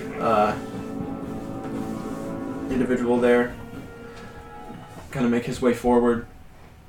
Takes a little water skin from the side, pours a little bit of water out, and it splashes across the fire. Kind of walks over, lifts up a little bit, and tries to pour some water in your mouth, but it just kind of goes over to the sides. Laying down, he just kind of sits there for a second. Takes this little bit of a green energy that you see coming from his hands that go over across Moldrak's body. Let's see how much. What's a D8? Oh. You heal 13.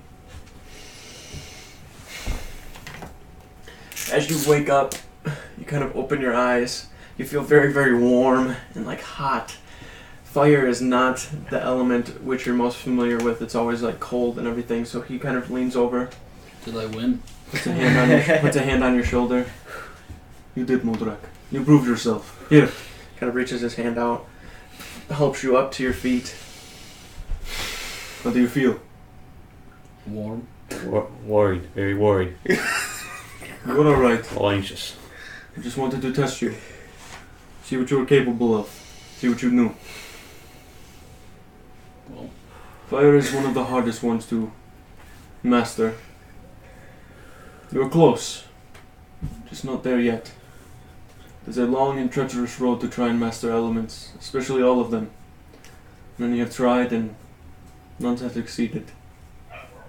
I'm not saying it cannot be done, but I am saying it is hard. You will fail at times. You cannot let that failure control you. Own your defeats. He kind of gives a nod. Come sit. Cool down. Takes a little bit of water and kind of pushes it up in front of you. Takes a little bit towards you. As you like take it towards you and you kind of push it across your fur. The singe, the fur is still singed in spots. You have like a little bit of a burn on your shoulder and your back. The cape is in sundered and burnt on the ground now. There are other masters. I know the location of some. anything you can impart would be greatly appreciated. Kind of leans forward a little bit too.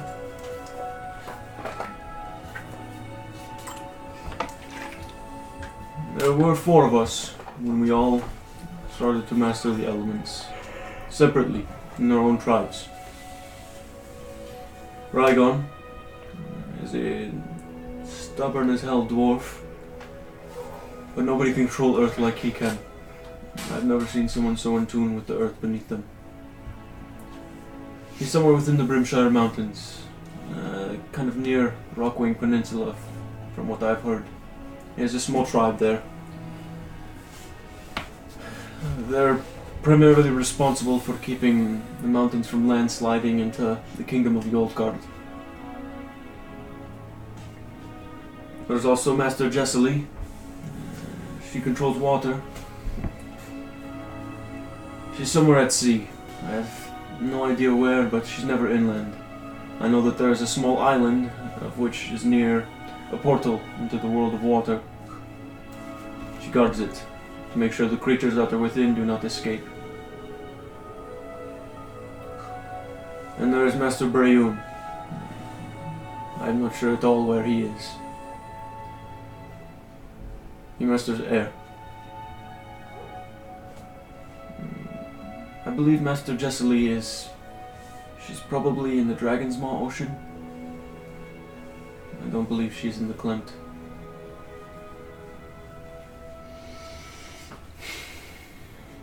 Thank you for this info. I will put it to good use. Knowing you will, let me impart this on you to help. Stands up a little bit, takes the bit off the pendant. Actually, like, reaches over, touches it a couple of times. There's like this little bit of a bit of fire that poofs outward. Grabs forward and is like holding a little bit of flame. Reaches it over towards you. Sets it down. It's not like actually in your hand, it's just kind of like floating above, but you can feel the heat beneath it as you're holding it. Keep this with you. When you are ready, and your powers have progressed enough, it will attach itself to you. You may not master the element, but you'll be more in tune with it when the time comes.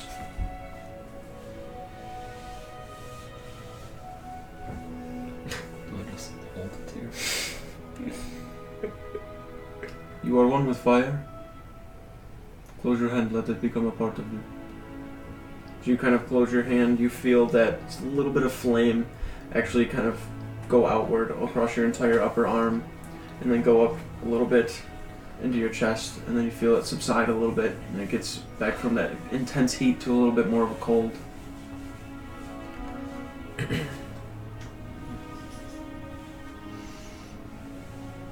Good luck on your endeavor, Moldrak.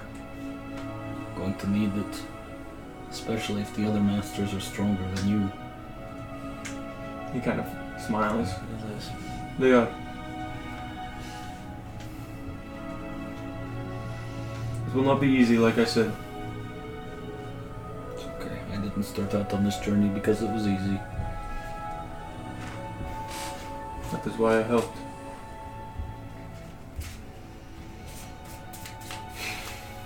How long have you been here? Outskirts of Nasay.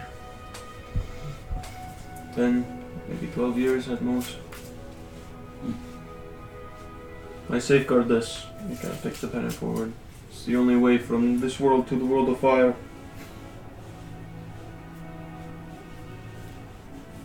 I've got a lot more time left too. Don't plan on stopping. Until I know I can give it to someone who will safely protect it. Has anyone else ever come looking like me? Not in years. And before, they were much, I wouldn't say known, but more prevalent. There were many of us that would roam, wander on our own, seek mastering elements. Like I said though, none have succeeded.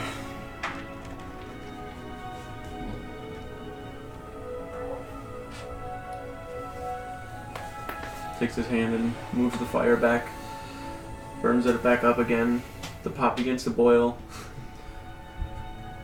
Takes a little bit out of me every time I do that. You're free to eat as much as you like. There's water on the side, as I said. I'll turn in for the evening. And if you need it, there are bedrolls outside as well that you can use. Thank you. Nobody will bother you here. Just kind of fall on the sand.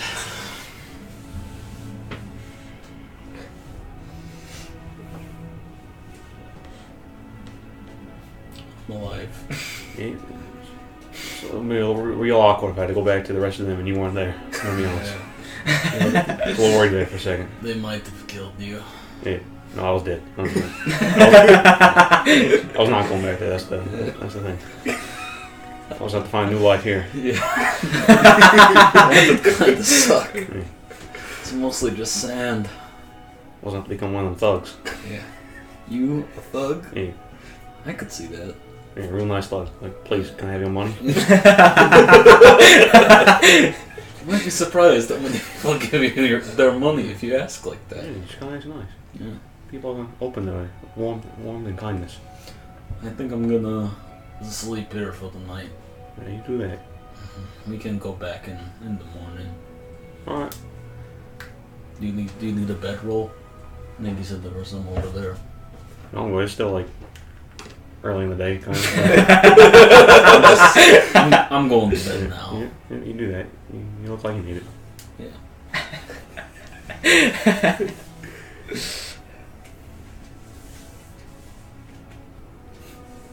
Alrighty.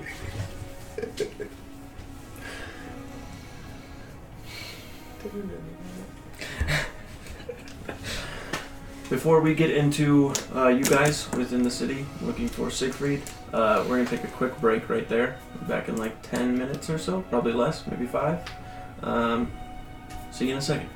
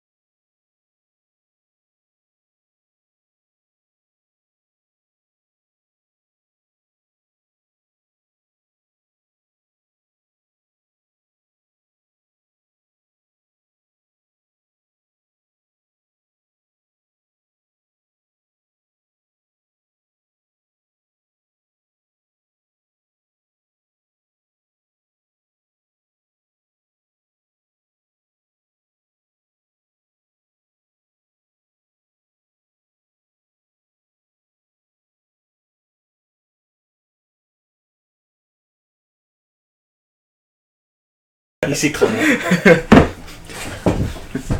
Alrighty. Quick break. We are back into it though. As for Connor and Ander, The best duo. amongst the city, you have made your way in and out of the crowd. Sigfried. Yay tall. Many weapons. People are still trying to sell goods all throughout the city, but you are on a mission and able to kind of ignore most of them. Yeah. You find yourselves upon what appears to be some sort of an inn through, like, walking through the city. Seems like a good place to just try to look. What are you thinking here? I have no idea what we're doing right now, I'm gonna be honest with you. We're just looking for a guy who you know a description of. An older gentleman. Older guy. Yeah. If I was an older guy, I'd be at an inn. Yeah. Wanna try it? Why not? Alright. If he tells us his name, it's probably not the guy. Okay, so we're looking for somebody who won't tell us his name. Well, just anything, honestly. Alright. We'll figure it out. Okay, good. Okay. Also can't say anything to him except for those words. Yeah. That's right. We'll get to it. Alright. So, as you make your way into the inn, Screws it up right off the bat. It's Sigfried! You know? you realize that this inn is by no means an inn. Huh. Once Great. you enter, the interior is dimly lit. There are several silk tapestries on the wall hanging from the ceiling. Women are everywhere and clothing is scarce. The entryway is probably about 15 feet or so before it begins to be nothing but long silk curtains placed as dividers. You can see silhouettes behind the curtains and your eyes don't stare for too long or wander at too much. A woman, completely naked, with a dinky kind of tray in front of her with a small bottle of alcohol, what appears to be bread and a small portion of cheese, kind of walks up. Hello, gentlemen. Is there something I can do for you? Is this the person? No. No. Okay. Do you have a bar here? Where we can sit? Do. You can have drinks over there, yes? Alright. We're gonna go take a seat over here. Alright, if you need company, feel free to ask. I always need some friends. I'm missing my friends right now, actually. They're all left. They're doing their own thing right now. Oh, she kind of leans down.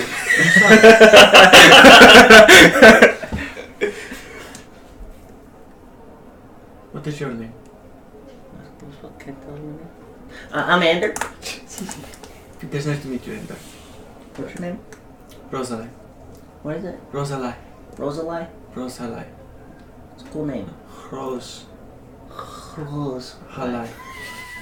Rosalie. That's a cool name. Thank you. You have any friends? Some.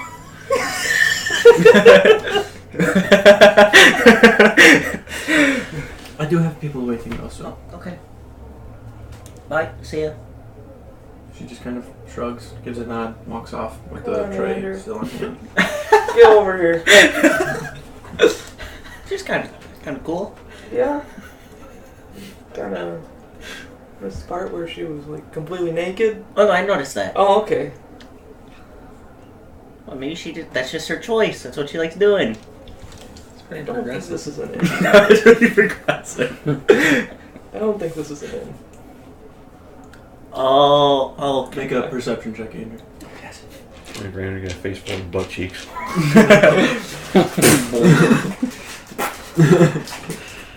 Perception? I mean, he's right 23? on that. Yeah. I'm just 23? Dodging butt cheeks left and right. As Connor says that this is not an inn, you kind of start looking around like, you might be right. Kind of take a couple of looks. You actually look from where you are at the bar and see a few patrons kind of behind this half-pulled silk curtain. Their clothes are this smattering of different combinations, but some of their faces are familiar, but you know none of their names. One sits with this kind of naked, half naked woman in his lap, has a cutlass on his side and a dagger in front of him just stabbed into the table, kind of with a grin.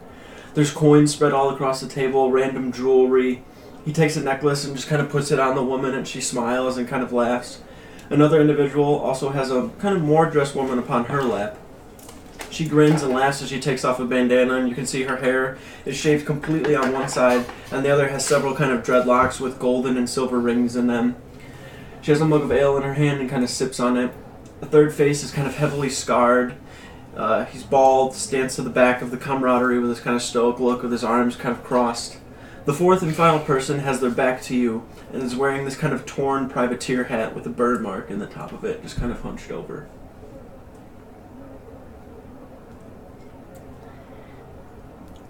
Do we walk into a brothel? Yeah. Oh, okay. That makes a lot of sense. That wasn't her. She did. Okay. No, she didn't want to be your friend, Andrew. Okay. I'm understand. Okay, I know what's going on now. Uh-huh. Can I get 2 ales, please? Yes, right away. She just kind of like goes underneath, lifts it up, sets him out in front of you guys. Thank you. How much? That's 2 gold pieces for each. It's like 5 silver. Anywhere else. Alright, Andrew. I'm gonna think this out. Would an old guy be in here? Yes. This is the only place he goes.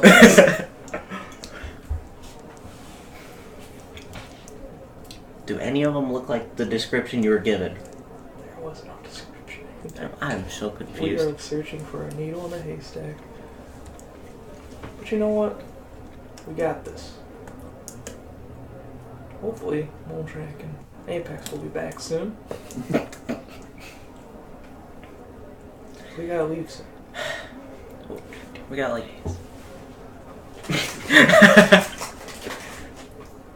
Should we just like talk to people? We can't really talk to them. How do we find it? So we have to find somebody who's Yeah. not going to tell us their name, Yeah. old guy, Yeah. that we can't talk to. Alright. Somebody kind of stumbles up at the bar. Can we get another round, please? Hey, what- for the table over there. Hey, what's your name? None of your fucking business. He kind of reaches out. He goes, "It's a nice hat you got there, little man." Thank you. He kind of waits for the drinks to come up. He's like, "I know you from somewhere. You look awfully familiar." I don't know why you know me, but good. Huh. I see a lot of people a lot of times. So do I. Understanding. Kind of look a little familiar too. I don't know though. Do you leave this place? You go anywhere else? No, all the time. Right now we're just currently docked. It's part of the crew over there. Captain's out at sea. Oh fuck! Oh no! Oh, you like do you do like goods? Like shipper, you goods? Yeah, I ship goods. Cool. That's From what one we got person's possession to another. The other person being me. here. Wait, maybe I do know you.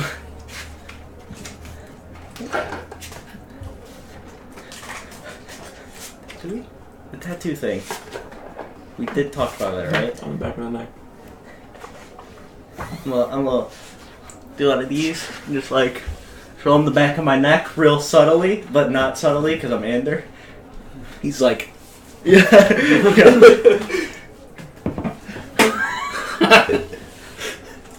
Kind of looks. You gotta be fucking kidding me! Oh no. He kind of reaches and pulls the back of the jacket down. it's like Because a the complete- captain's not here. No, he's not here. He's been at sea for probably a month right now. So the ship's not here? No. What? That doesn't even make sense. Why are you here then? We go from port to... You know. Every time we stop at a port, he lets us kind of go and indulge in our spoils for a little bit of time. Portion of the crew, that is. The 5 of us got selected this time. I'll look over at the 5. Or the 4, I guess. Any of them look familiar? They were the people I kind of explained. Oh, before. okay, I thought they were. There's also one with his back to you. You know, is this Sigfried? Oh, excuse me. Yeah? Yes. Yeah, come over, have a drink with us. On me, I just got another. Oh, look, here. Kind of grabs the tray. Just got another round. Come on. How long are you guys supposed to be here for? Hit or miss. Depends on when the captain comes back. Could be 3 months, half a year. Never know. Like I said, come indulge. Okay. All right. He kind of walks over and starts bringing the drinks and everything over there. These are the guys. These are the pirates, by the way. I don't know if you noticed that one yet. I don't know if you noticed. Would have never guessed. Okay, good. I just had to make sure you knew.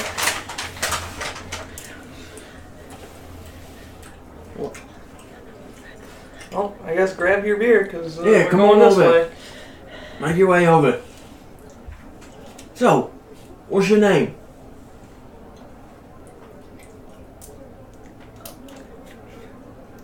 Fander?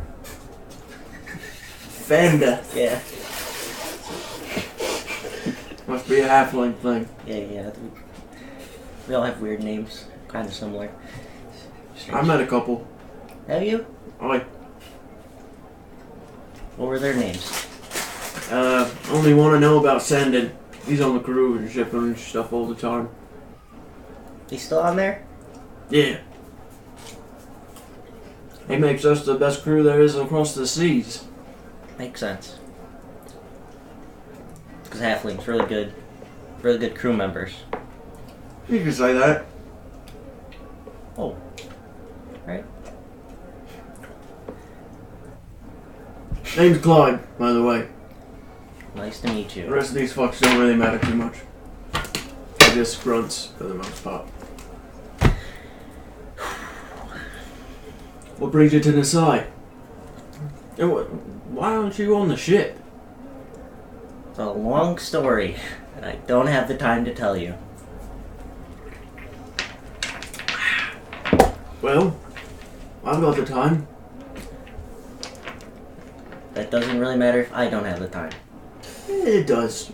I don't He think kind so. of sits back a little bit and looks over at the other person who walks over and kind of closes the curtain a little bit.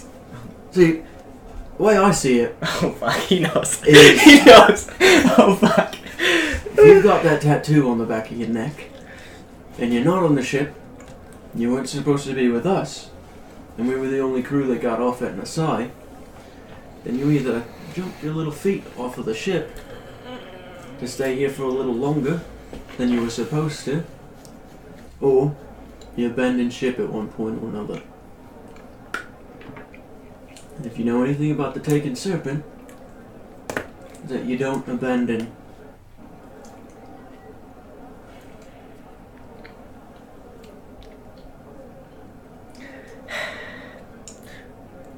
We're like in like this real nice establishment. You don't want to do this here. Oh, I think This I is- do.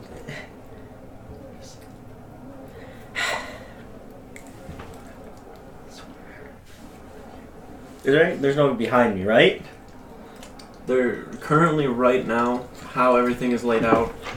I don't know if you sat down or if you're standing up or what. I'm standing up. I definitely sat down because Andrew's There's stupid as fuck. There's a couch that's kind of there, table in the center, and then two kind of busted up little chairs on the side. And there's like a curtain that's dividing everything, like these large silk curtains. There's somebody that just stood up and closed it, that heavily like scarred bald guy. He just closed the curtain. Then he's the only person that's like directly behind you. Other than that though, the woman that's sitting there has now like got the woman that's on her lap off. Just kind of sitting there with her hand on the cutlass.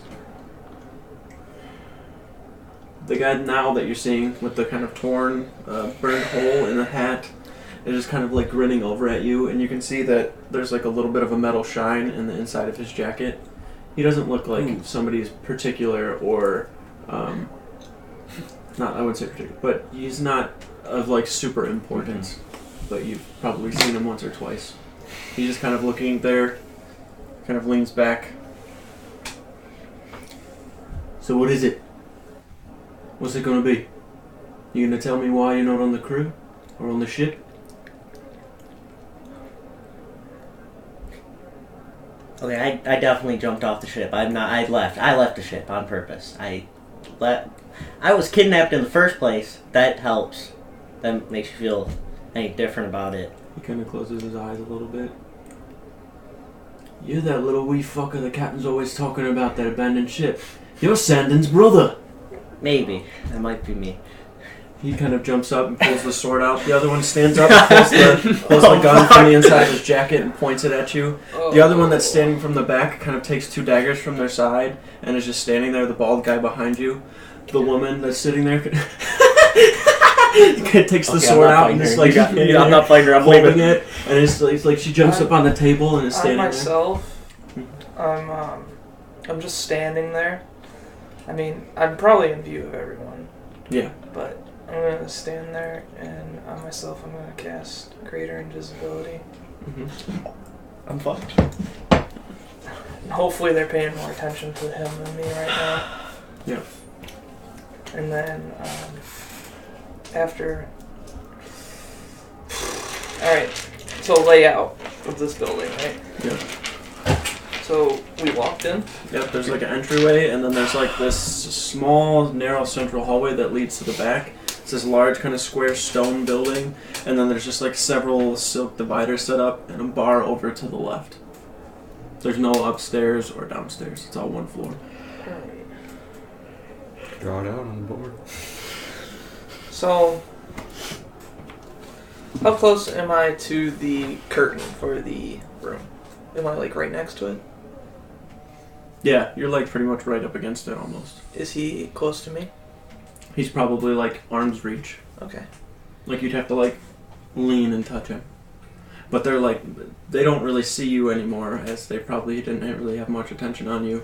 The one that just pulled the gun out has it like pretty much almost directly against his forehead. The one that just stood up with the cutlass that was talking to him, Clyde, is like standing up and like looking around. You're coming with us. Captain's gonna want to see you. He's gonna pay a pretty penny for all of us giving us. Alright. I'm gonna grab the curtain, move it back some, Okay. and then so I can hopefully see the entrance from where we are. As you kind of pull the curtain, lean back, you can see it. See, but I can't really go with you. I got these new friends now that I just like. I can't abandon them. I You know. wanna grab Ander, Never said you were my friend. get my arm on him, and then I'll just step the fuck out of here. Alright. The damage is done where you go away from, right? Yeah. Okay. It's where you leave. So as you kind of reach down, grab Ander, and then there's this loud, huge noise. You hear people start like screaming and yelling. Where the fuck is he? Find him! The curtain, before it gets to go thrown open, you guys dart outside into like the large crowd. You should both make stealth checks. Fucking hell, dude.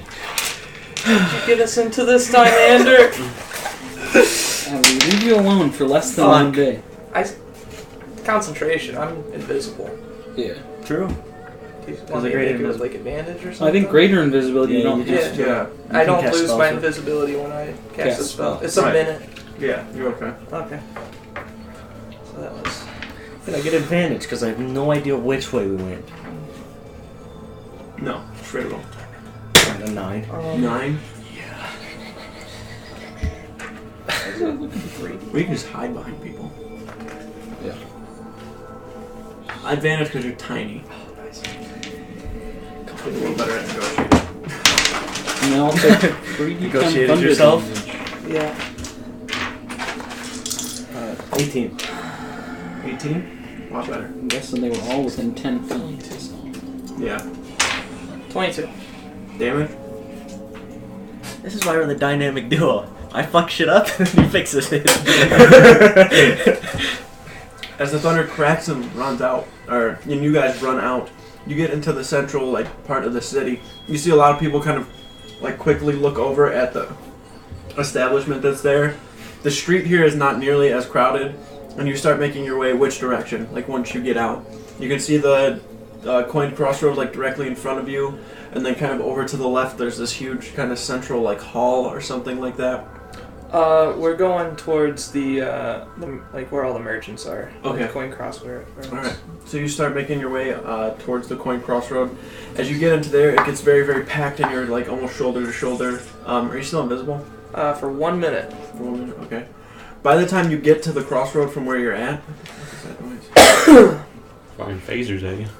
I guess. Right? Yeah, your brother made laser guns. Oh my god, he's too fucking good. He must be stopped. That's the real thing. Once you get into the But it's like crowd, stormtroopers, they just always miss. you start tucking beneath people and like getting over to the sides. And although it's a lot to kind of take in, there's a small little tent, a small table with various kind of janky goods in front of it. An old man kind of hunched over in the front, not moving or saying much. Well, not moving, but just like not moving a lot, not saying anything. Your heart kind of racing and everything, and you kind of have Ander. The invisibility wears off, and you get in the crowd.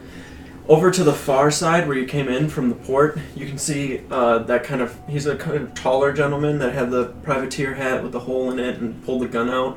Is like kind of walking around with it above him, like looking do like around. one of those like Assassin's Creed things where it's like you kind of like blend into the crowd Yeah. Okay. and pull over to the booth. I thought you were gonna hit and blade him from Make behind. another stealth check. Ander, you make your stealth check with advantage.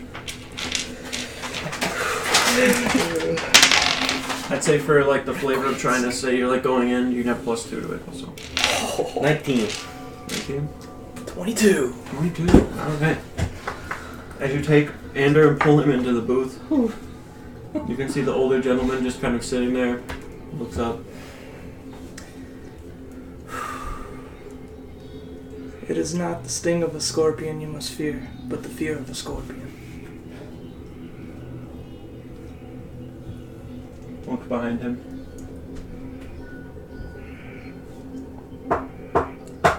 He actually lit. You see two people kind of step out from behind the tent, kind of around to the side. They have masks over their face. One of them is an elf, has kind of ears pointed up, this kind of sandy-looking type of leather armor. They have these very, very large curved blades on their sides. The other one's a human, but still has the similar kind of face garb. The armor bears no symbol or anything like that. As they step forward, he kind of looks to them, looks to you, kind of gestures. One of them starts walking, and the other one goes behind you, and then I'm like pushing him along. Alright. As you're making your way through, you notice that as people are like in the city and like shouting and stuff, these people that are just walking through, like looking forward, they're like, "Alright, if you knew..." And they just kind of step back a little bit, and the people walk through, and there's like not like this huge gap that gets made, but just enough to where nobody's like shoulder to shoulder with them. They don't ever at one point like move their shoulder like this to try to get through, because people just part enough to where they make room. You don't see them blink very much either, which is a little eerie. Like every time you look back, like they're just eyes open, like walking forward. The face, most of the features are covered besides the eyes. The human has like kind of like a dull blue to his eyes. The elf didn't really see too well, but he's walking in front of you at this point and begins taking you at this point what is not in the same direction you came from, but actually towards the Crimson and Coyote's Den. As you're walking in that direction, you also see that there is another building over to the side that you did not, or you haven't been to this part before, so you really haven't seen much, but you're not really looking at too much other than them and where they're taking you. You can hear camaraderie and like yelling and even like coin being dropped just because there's so much of it in the Coyote's Den over to the side. It's this like huge tent that's over to the side. People are laughing and yelling and having a good old time. Then you hear like the screams of people and like what sounds like people being murdered over to the north side of it, or over to the farther east side of it where the Crimson is. Then you look over and see this kind of lone standing hall. There are two people kind of on the outside in similar armor. One of them is just kind of like up against the side of the building. The other one's standing there just kind of watching like as you guys both walk in. just stares at you. You keep kind of walking, and his eyes just kind of follow as you go further and further in. Why are these the creepiest motherfuckers? You are brought into a hall of sorts. And in this setting where you are, like the desert, it doesn't make much sense. It's much like a Viking kind of hall, much like something that would be built for a jarl. There are staircases to the side once you get up that lead to an upper level where you can see similarly dressed individuals also appearing and starting to look down over the edge. You see probably about 2 or 3, 4 more, 5 more. They all just get to the edge of the balcony, and then as you're walking underneath where those 2 staircases are, there's a hallway in between. They're just staring all the way until you go underneath, and then you hear like footsteps, not like fast, but down the sides of the step, and then they all kind of form towards the back end of it, and they're just staring down the hallway at you. The human individual has stopped at the front there, while the elf brings you forward even further in. You get led past this kind of large chair that's in that hallway as well, and there, to like a set of double doors.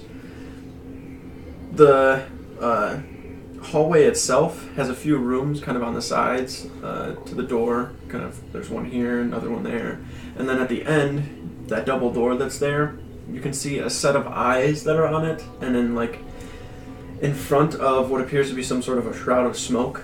And the smoke itself is just kind of very, very faintly moving. Like, you can't really tell unless you're staring at it. Like, it's just kind of sitting like this, but then if you sit there and look long enough, it's actually just, like, slowly curling and coalescing in place. As you enter the room, as it gets opened, the door behind you slowly closes until there's nothing but darkness. There's no light, no faint glow of something, no dim kind of shine anywhere. It's just pitch black. There's silence for a long time. Silence is kind of broken. I hear whispers that you seek one by the name of Sigfried. Yes. Why do you seek this son?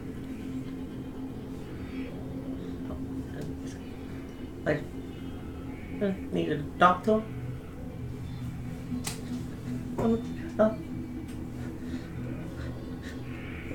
They're scary people.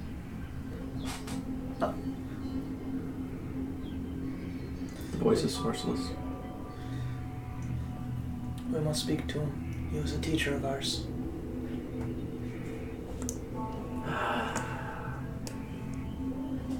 I see.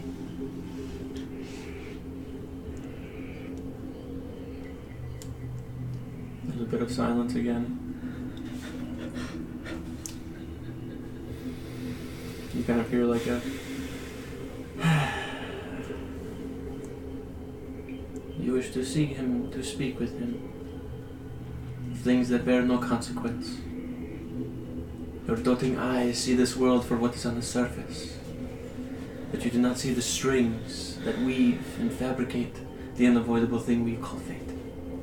I see these lines, these connections. Berix has shown me the very weave that binds us together. Tell me, keepers, what do you see?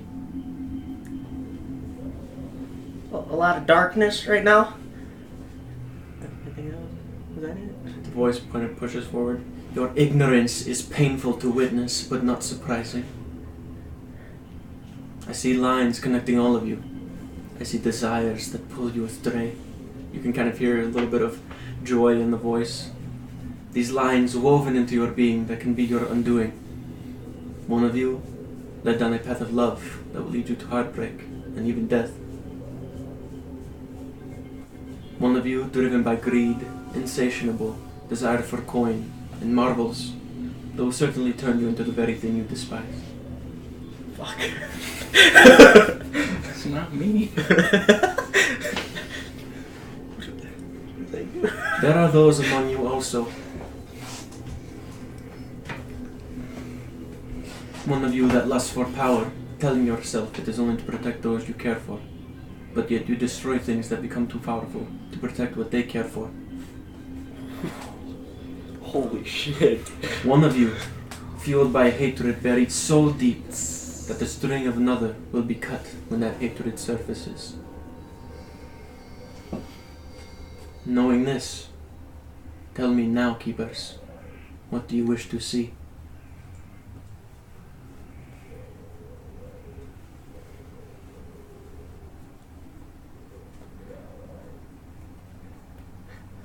I'm just gonna be silent.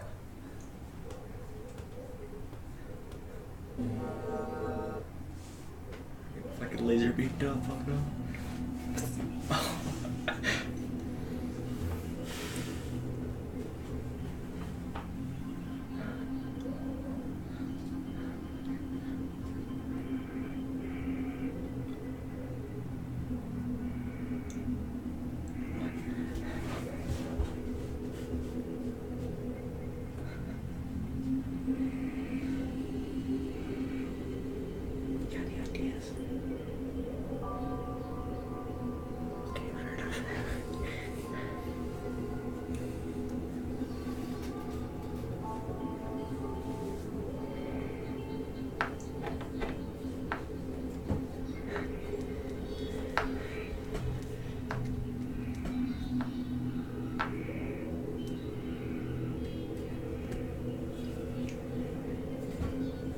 Can you run it one more time? Run through the thing one more time?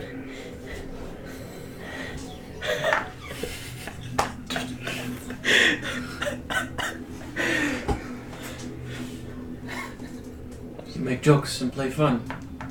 I understand No, this. I was being serious. Do not interrupt me. Sorry. I am the harbinger. I bring death. I say who lives and who dies. Holy fuck. Sigfried is merely a tool for me. He keeps the weave of fate balanced, in the name of Ferrix, by my command. His work no longer aligns with your keepers of Zaxria. He's waiting for you in the hall. Heed the signs. Nothing is coincidence. Anash Savanore. The door opens up behind you. A little bit of light kind of reveals itself. And as the light kind of shines in, you actually see a set of kind of deep red eyes that are sitting towards the back. And then a grin that kind of slowly curls up. Seems like someone's just seated at the end of the hall. Turn around, make your way out of the door. The door itself closes shut. Can we go back to the Kanara? They were nowhere near fucking terrifying as these fucking people. Holy shit. I'm gonna walk towards the creepy ass eyes. No, you just made your way out. Oh, we walked away from the creepy ass eyes. Thank the Lord. So as the Holy. door opened, Sorry. you could see the... I know, it's okay. As the door opened, you could see the eyes kind of towards the back, and then what seemed like a figure of a person sitting in a chair, and then you made your way out, and it closed. And now you're facing towards the central entryway of the hall. You must have a really good reason as to why we're here. Oh, it's kind of good. It's pretty good. At least for me, I don't know. You might think it's dumb. I don't know. You said in the hall? Yeah. Okay. That was really creepy. Can we never come back here? Like ever? This was your idea, Lander. I didn't think we were gonna get locked in a dark room and some person was just random voice was gonna be talking to me.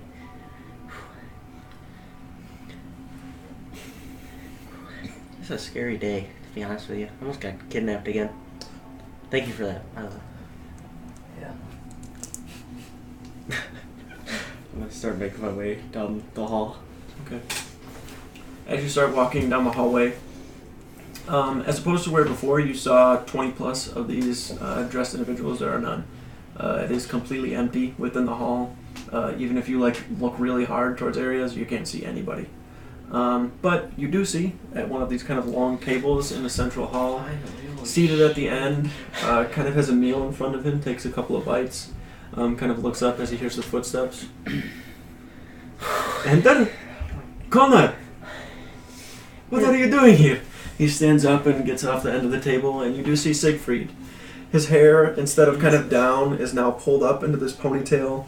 His eye patch is not this kind of bland leather brown. It's more has this tan, kind of sandy beige look to it as well now. His armor is not that normal leather armor that he had before.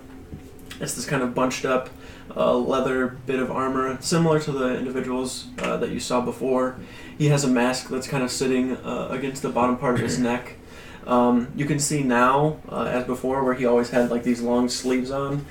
He has up this from here all the way to like the top part of his shoulder. There's no like sleeve or anything, but you do see what appear to be several like eyes that are tattooed on there that have like a line going across them. As he kind of starts walking forward, the left arm is completely covered from here, like all the way around, all the way up here, and then you can see that on his other arm, probably about up this way, completely covered on this side, and then you can see that his there's like these little like shoulder pad things almost that are on the armor itself. He has these two blades that are crossing out front, like daggers that kind of come out this way. He's got swords on his side, those big curved ones. He has an axe attached to his back. He's got kind of like these smaller daggers that are like right underneath the arms, right here. And then he has a belt on that also has like swords on the sides of those. He's just completely kind of decked out. Kind of walks over towards you. It's good to see you. I was not expecting you to be here at all, but... I wasn't either. Why are you in the creepiest place I've ever seen in my entire life? Come sit. Thought I was gonna die. I really did, going through all that. Come sit. I'm going to sit. Going to sit. Okay.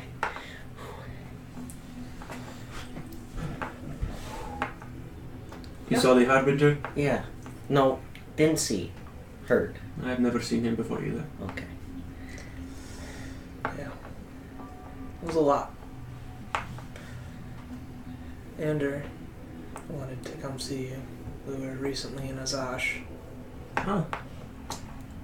and we figured it was only a couple days travel by boat, and I didn't think it was going to be like this. Neither did I. Those are cool tattoos you got. We do not have to talk about it. Okay. Those just look a lot different. Understandable. It is for a reason. Makes sense. Oh, I get to my bag. I came here for one fucking reason. Before you kind of start doing that, he goes, I probably owe you a little bit of an explanation. That would help. I don't know if it You will. are okay though, right? What do you mean? I told you to seek the peddler if you were ever in trouble when you were in Nasay. Yeah. Anders old, a few of his old crewmates Yeah, recognized him. That was almost bad. Crewmates? From Pirates. the taken serpent? Mm-hmm. Yeah, those ones. You are safe though? Yeah, I think we're good. We made it out. There's There's only so much I can do. But you're safe here. No one will enter. Where is everyone else? Well, Finn ended up leaving again to go back to his training.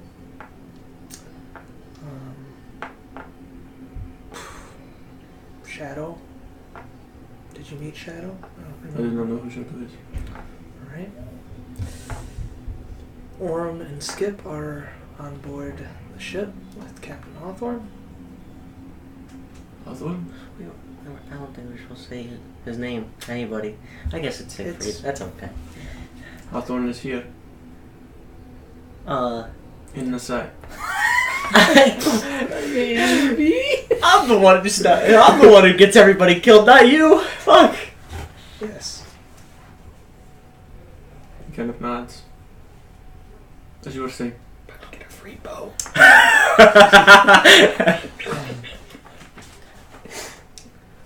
Moldrak and one of our new companions, Apex, we're seeking somebody out. Everyone is good though? For the most part, Things are fine? yeah. You know, when you barely described this place to us, I didn't think it was going to be as much as it is. It is a hard city to navigate if you are unfamiliar. Yeah. Ander almost got recruited to fight into the pits. I did almost. It was close. I would not mess with the rock dog. I was gonna try, but they said I had to kill him, so I just wasn't really feeling that one. I mean, if you are for blood and gore every now and then, I know that it is hard to keep up being a keeper all the time, so letting yourself relieve a little bit of stress, going and seeing some of it is pretty entertaining if I do say so myself. Yeah. Seen enough blood and gore for a little bit. But like I said, the explanation as to why I'm here. Okay. While you're here. No, I'll get... Sorry. Are you okay? Well, I'm still a little nervous from all that stuff earlier. Sorry. I promise you no harm will come to you. Okay. As I had told you before, my brother died when I was young. One of my brothers, that is. He kind of smiles a little bit. When I was young, I spent a lot of time with my brothers. All of us would play in the streets of Nasay. Nasay was not always like this. It was once a booming city of trade and other things of that sort. A disease had swept Nasay, one that none of us saw coming. Many of the scorpions, their sting was potent. They were numerous. They would find people at night. We thought for a long time that it was a disease, but it in fact was just an overpopulation of scorpion. Took out more than half of people that live here. My mother and father being one of them, along with one of my brothers. Me and my other two brothers decided that we needed to try to survive. And the Harbinger at that time was starting to become more of a prominent figure in Nasay. He is somebody that I fear. When I was young, he gave me an opportunity to live. But I realized in serving him that I really do not live at all anyways. But it is fine. I do what I must to get along. My time at the keep was not of my own choice. It was because he placed me there. It is hard to explain, and you do not need to know the details. Reasons for which, if you knew the details, you may not wake up tomorrow. Don't want to know the details. He nods a little bit. The long story short is, when I was young, with my brothers, an opportunity was presented before us that seems much more marvelous than it was. And we got ourselves into something that we will never be able to get out of. The Harbinger is capable of seeing things that I could not even comprehend. I probably will not return to the keep. My work is already done. As I said though, if you ever need me, the same means in which you got here. You do not come straight to the hall. It will kill you before you step inside. Okay, makes sense. Understood.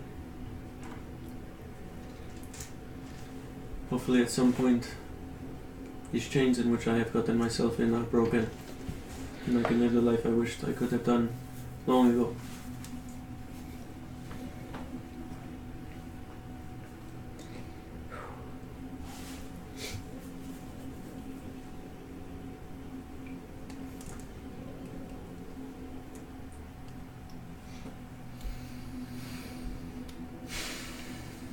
When you see Hawthorne, tell him I said to leave Nasay and never return back. If he's ever at the port again, he knows what will happen.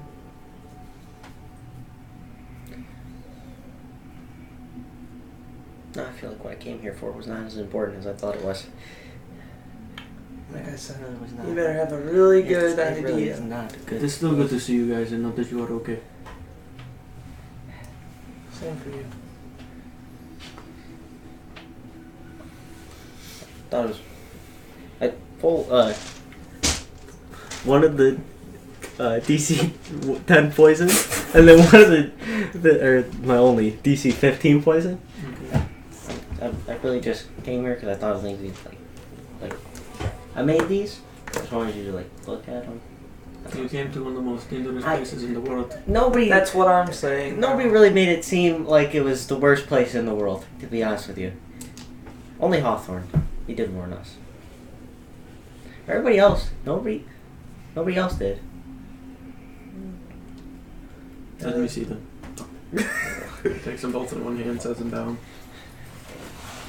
He takes the kind of DC 10 one, throws it behind him, shatters on the ground. That one sucks. All this for some poison, Xander? I didn't think we were gonna go through all this. And one corpse said, "What did you use to make this?" Oh, I pull out the Your shoe? worm flower petals and the quick lich. Alright. Makes me use some of this. Okay, And I so put it together. he smells it a little bit. Some water. You probably know how to do it. Closes it. This is good. You need to keep practicing though. This is potent enough. It will do something. If you want to have something more debilitating, I try to find more potent herbs. Like the one you got on your shoe. Oh. That here. I got this crazy thing. I pull out my shoe. That is a boot. You're right, it's a boot. It's not a shoe. Here. Okay, look in that thing. Don't touch it. Do not That touch it. works. What is this? We found it in From the jungles the jungles. of the Zash. Like, if you touch the flower that it comes, or flower thing, it just instantly kills you. Or I think it depends on who you are, but like, that's what our friend Oscar said. How did you get it into the boot? Can't remember. Oh, I used my jacket, not this jacket, another jacket, or shirt. Don't know where the shirt's at. I wouldn't wear it. I do not know what this is, but if you touch it and die, it's probably potent enough to just stick to things. Hand you the boot. Your feet stink too. I've never worn these. I just had them in I my thought that would bag. be funny to say. Oh. Fair enough. Put it back in my bag. I really wish I could say that I came here for another reason, because now this seems really dumb. Glad I got to see you though. Me too. Maybe time for you to at least maybe take some rest on the ship. Yes? Yes. Get out of the city. See you, buddy. See you next week. We don't come back anytime soon. I'm gonna be honest, it's because of that scary stuff that we have to go through to get here. Do we have to do that every time? You do not. But the Harbinger, like I said, he sees a lot more than I do, and I'm sure he said some things to you that may have rung true. I have known him to be many things, but a liar is not one. If he has warned you of something, he did. I've never seen him as evil, per se, but the things that he has made me do, I've always told myself this for a good reason. I keep the balance.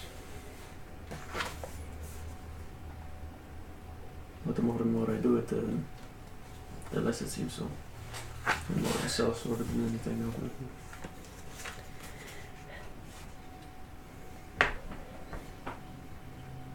I'm still kind of just like real freaked out right now. It's understandable.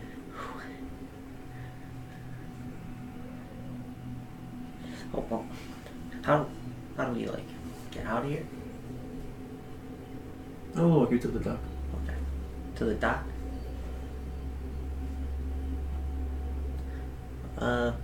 Might need to find. Actually, they'll just make it back to the ship. Probably they know where they're going.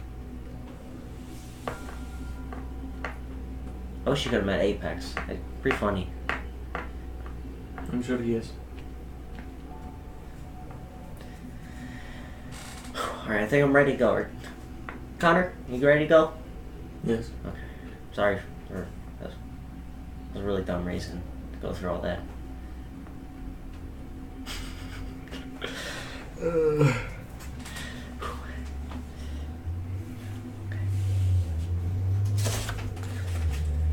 just wait. What of the night? Okay. If you want, you could stay in the hall. I will I- bring you to the ship in the morning. I'll be honest with you, I want to get out of here as fast as possible. It's okay. I will bring you to the ship then. Thank you. Alright, so as you're making your way out, the two of you, you've pretty much just been sitting around this fire eating as he's just like snoring, laying down. After like pretty much a nap, Moldrak kind of comes to a little bit.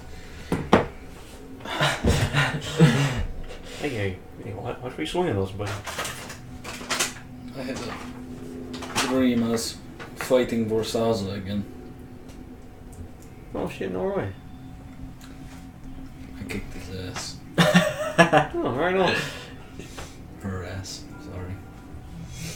You should. It's probably her eggs, yeah. It's probably a female. Yeah. Ready to head back? I don't know what time it is. It's starting to get pretty light. Been asleep for a while. Alright. Are you good to walk back? Oh, I'm okay. I'm a little more worried about you, buddy. Alright. Sure you're good to go? Yep, I think so. Alright, fair enough. Start heading back. Alrighty. For you and Connor, as you're making your way out with Sigfried, you're just kind of walking along. So, where will you head next? I think we're going back to the keep. I think Apex has something to do there. Okay. Get my best to the Dean and Fendel. Will do. As I said, I do not think I'll be returning, but if the time ever comes and you guys really need me, the same means, Connor, in which you found me. I've told Moldrak too, so you can seek me out that way, but other than that, I would stay away from Nasay. Will do.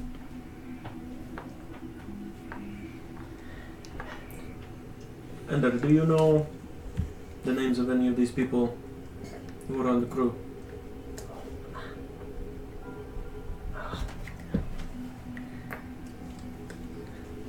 Like Clyde or I think his name was Clyde. Alright. He kind of laughs. Alright, very well.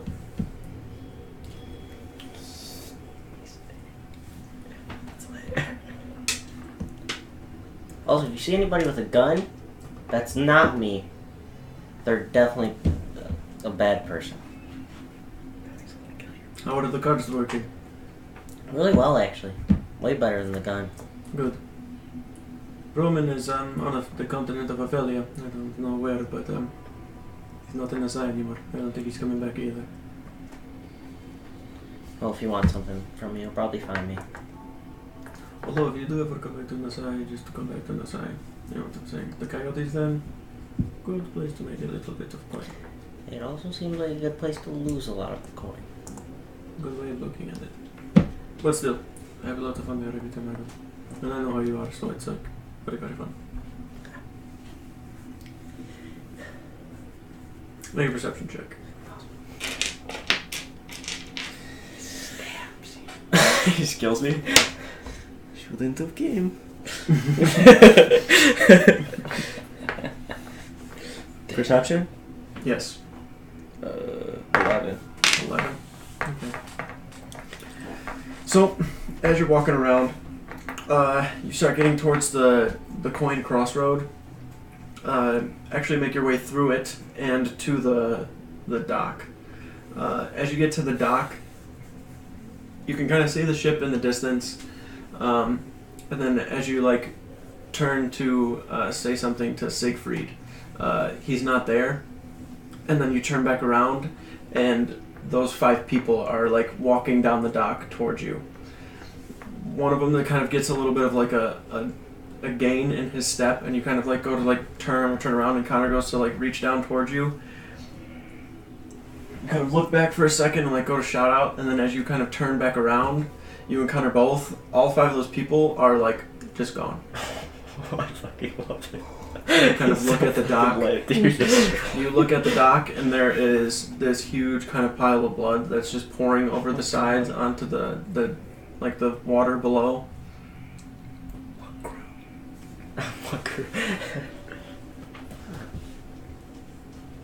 What? Oh, okay. I'm not Don't questioning. ask any questions. Let's go. Get on the deck. Oh my god.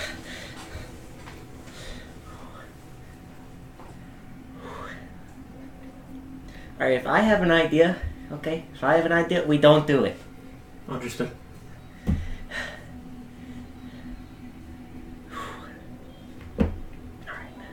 I go down into the underneath and go to sleep. Okay. As you're like on the deck of the ship, kind of making your way up, you can see Hawthorne kind of opens the door up, looks.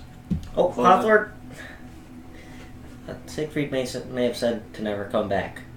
You told him I was here? I didn't. It was Connor. I swear. It wasn't me. Connor. The second that they get back, we are leaving. Okay. We cannot stay here any longer. Good idea. This place. Scary as hell. You found Sigfried though? We found a lot more than Sigfried, and wish I didn't. But yes, we did. He as well? He's good. Kind of nuts.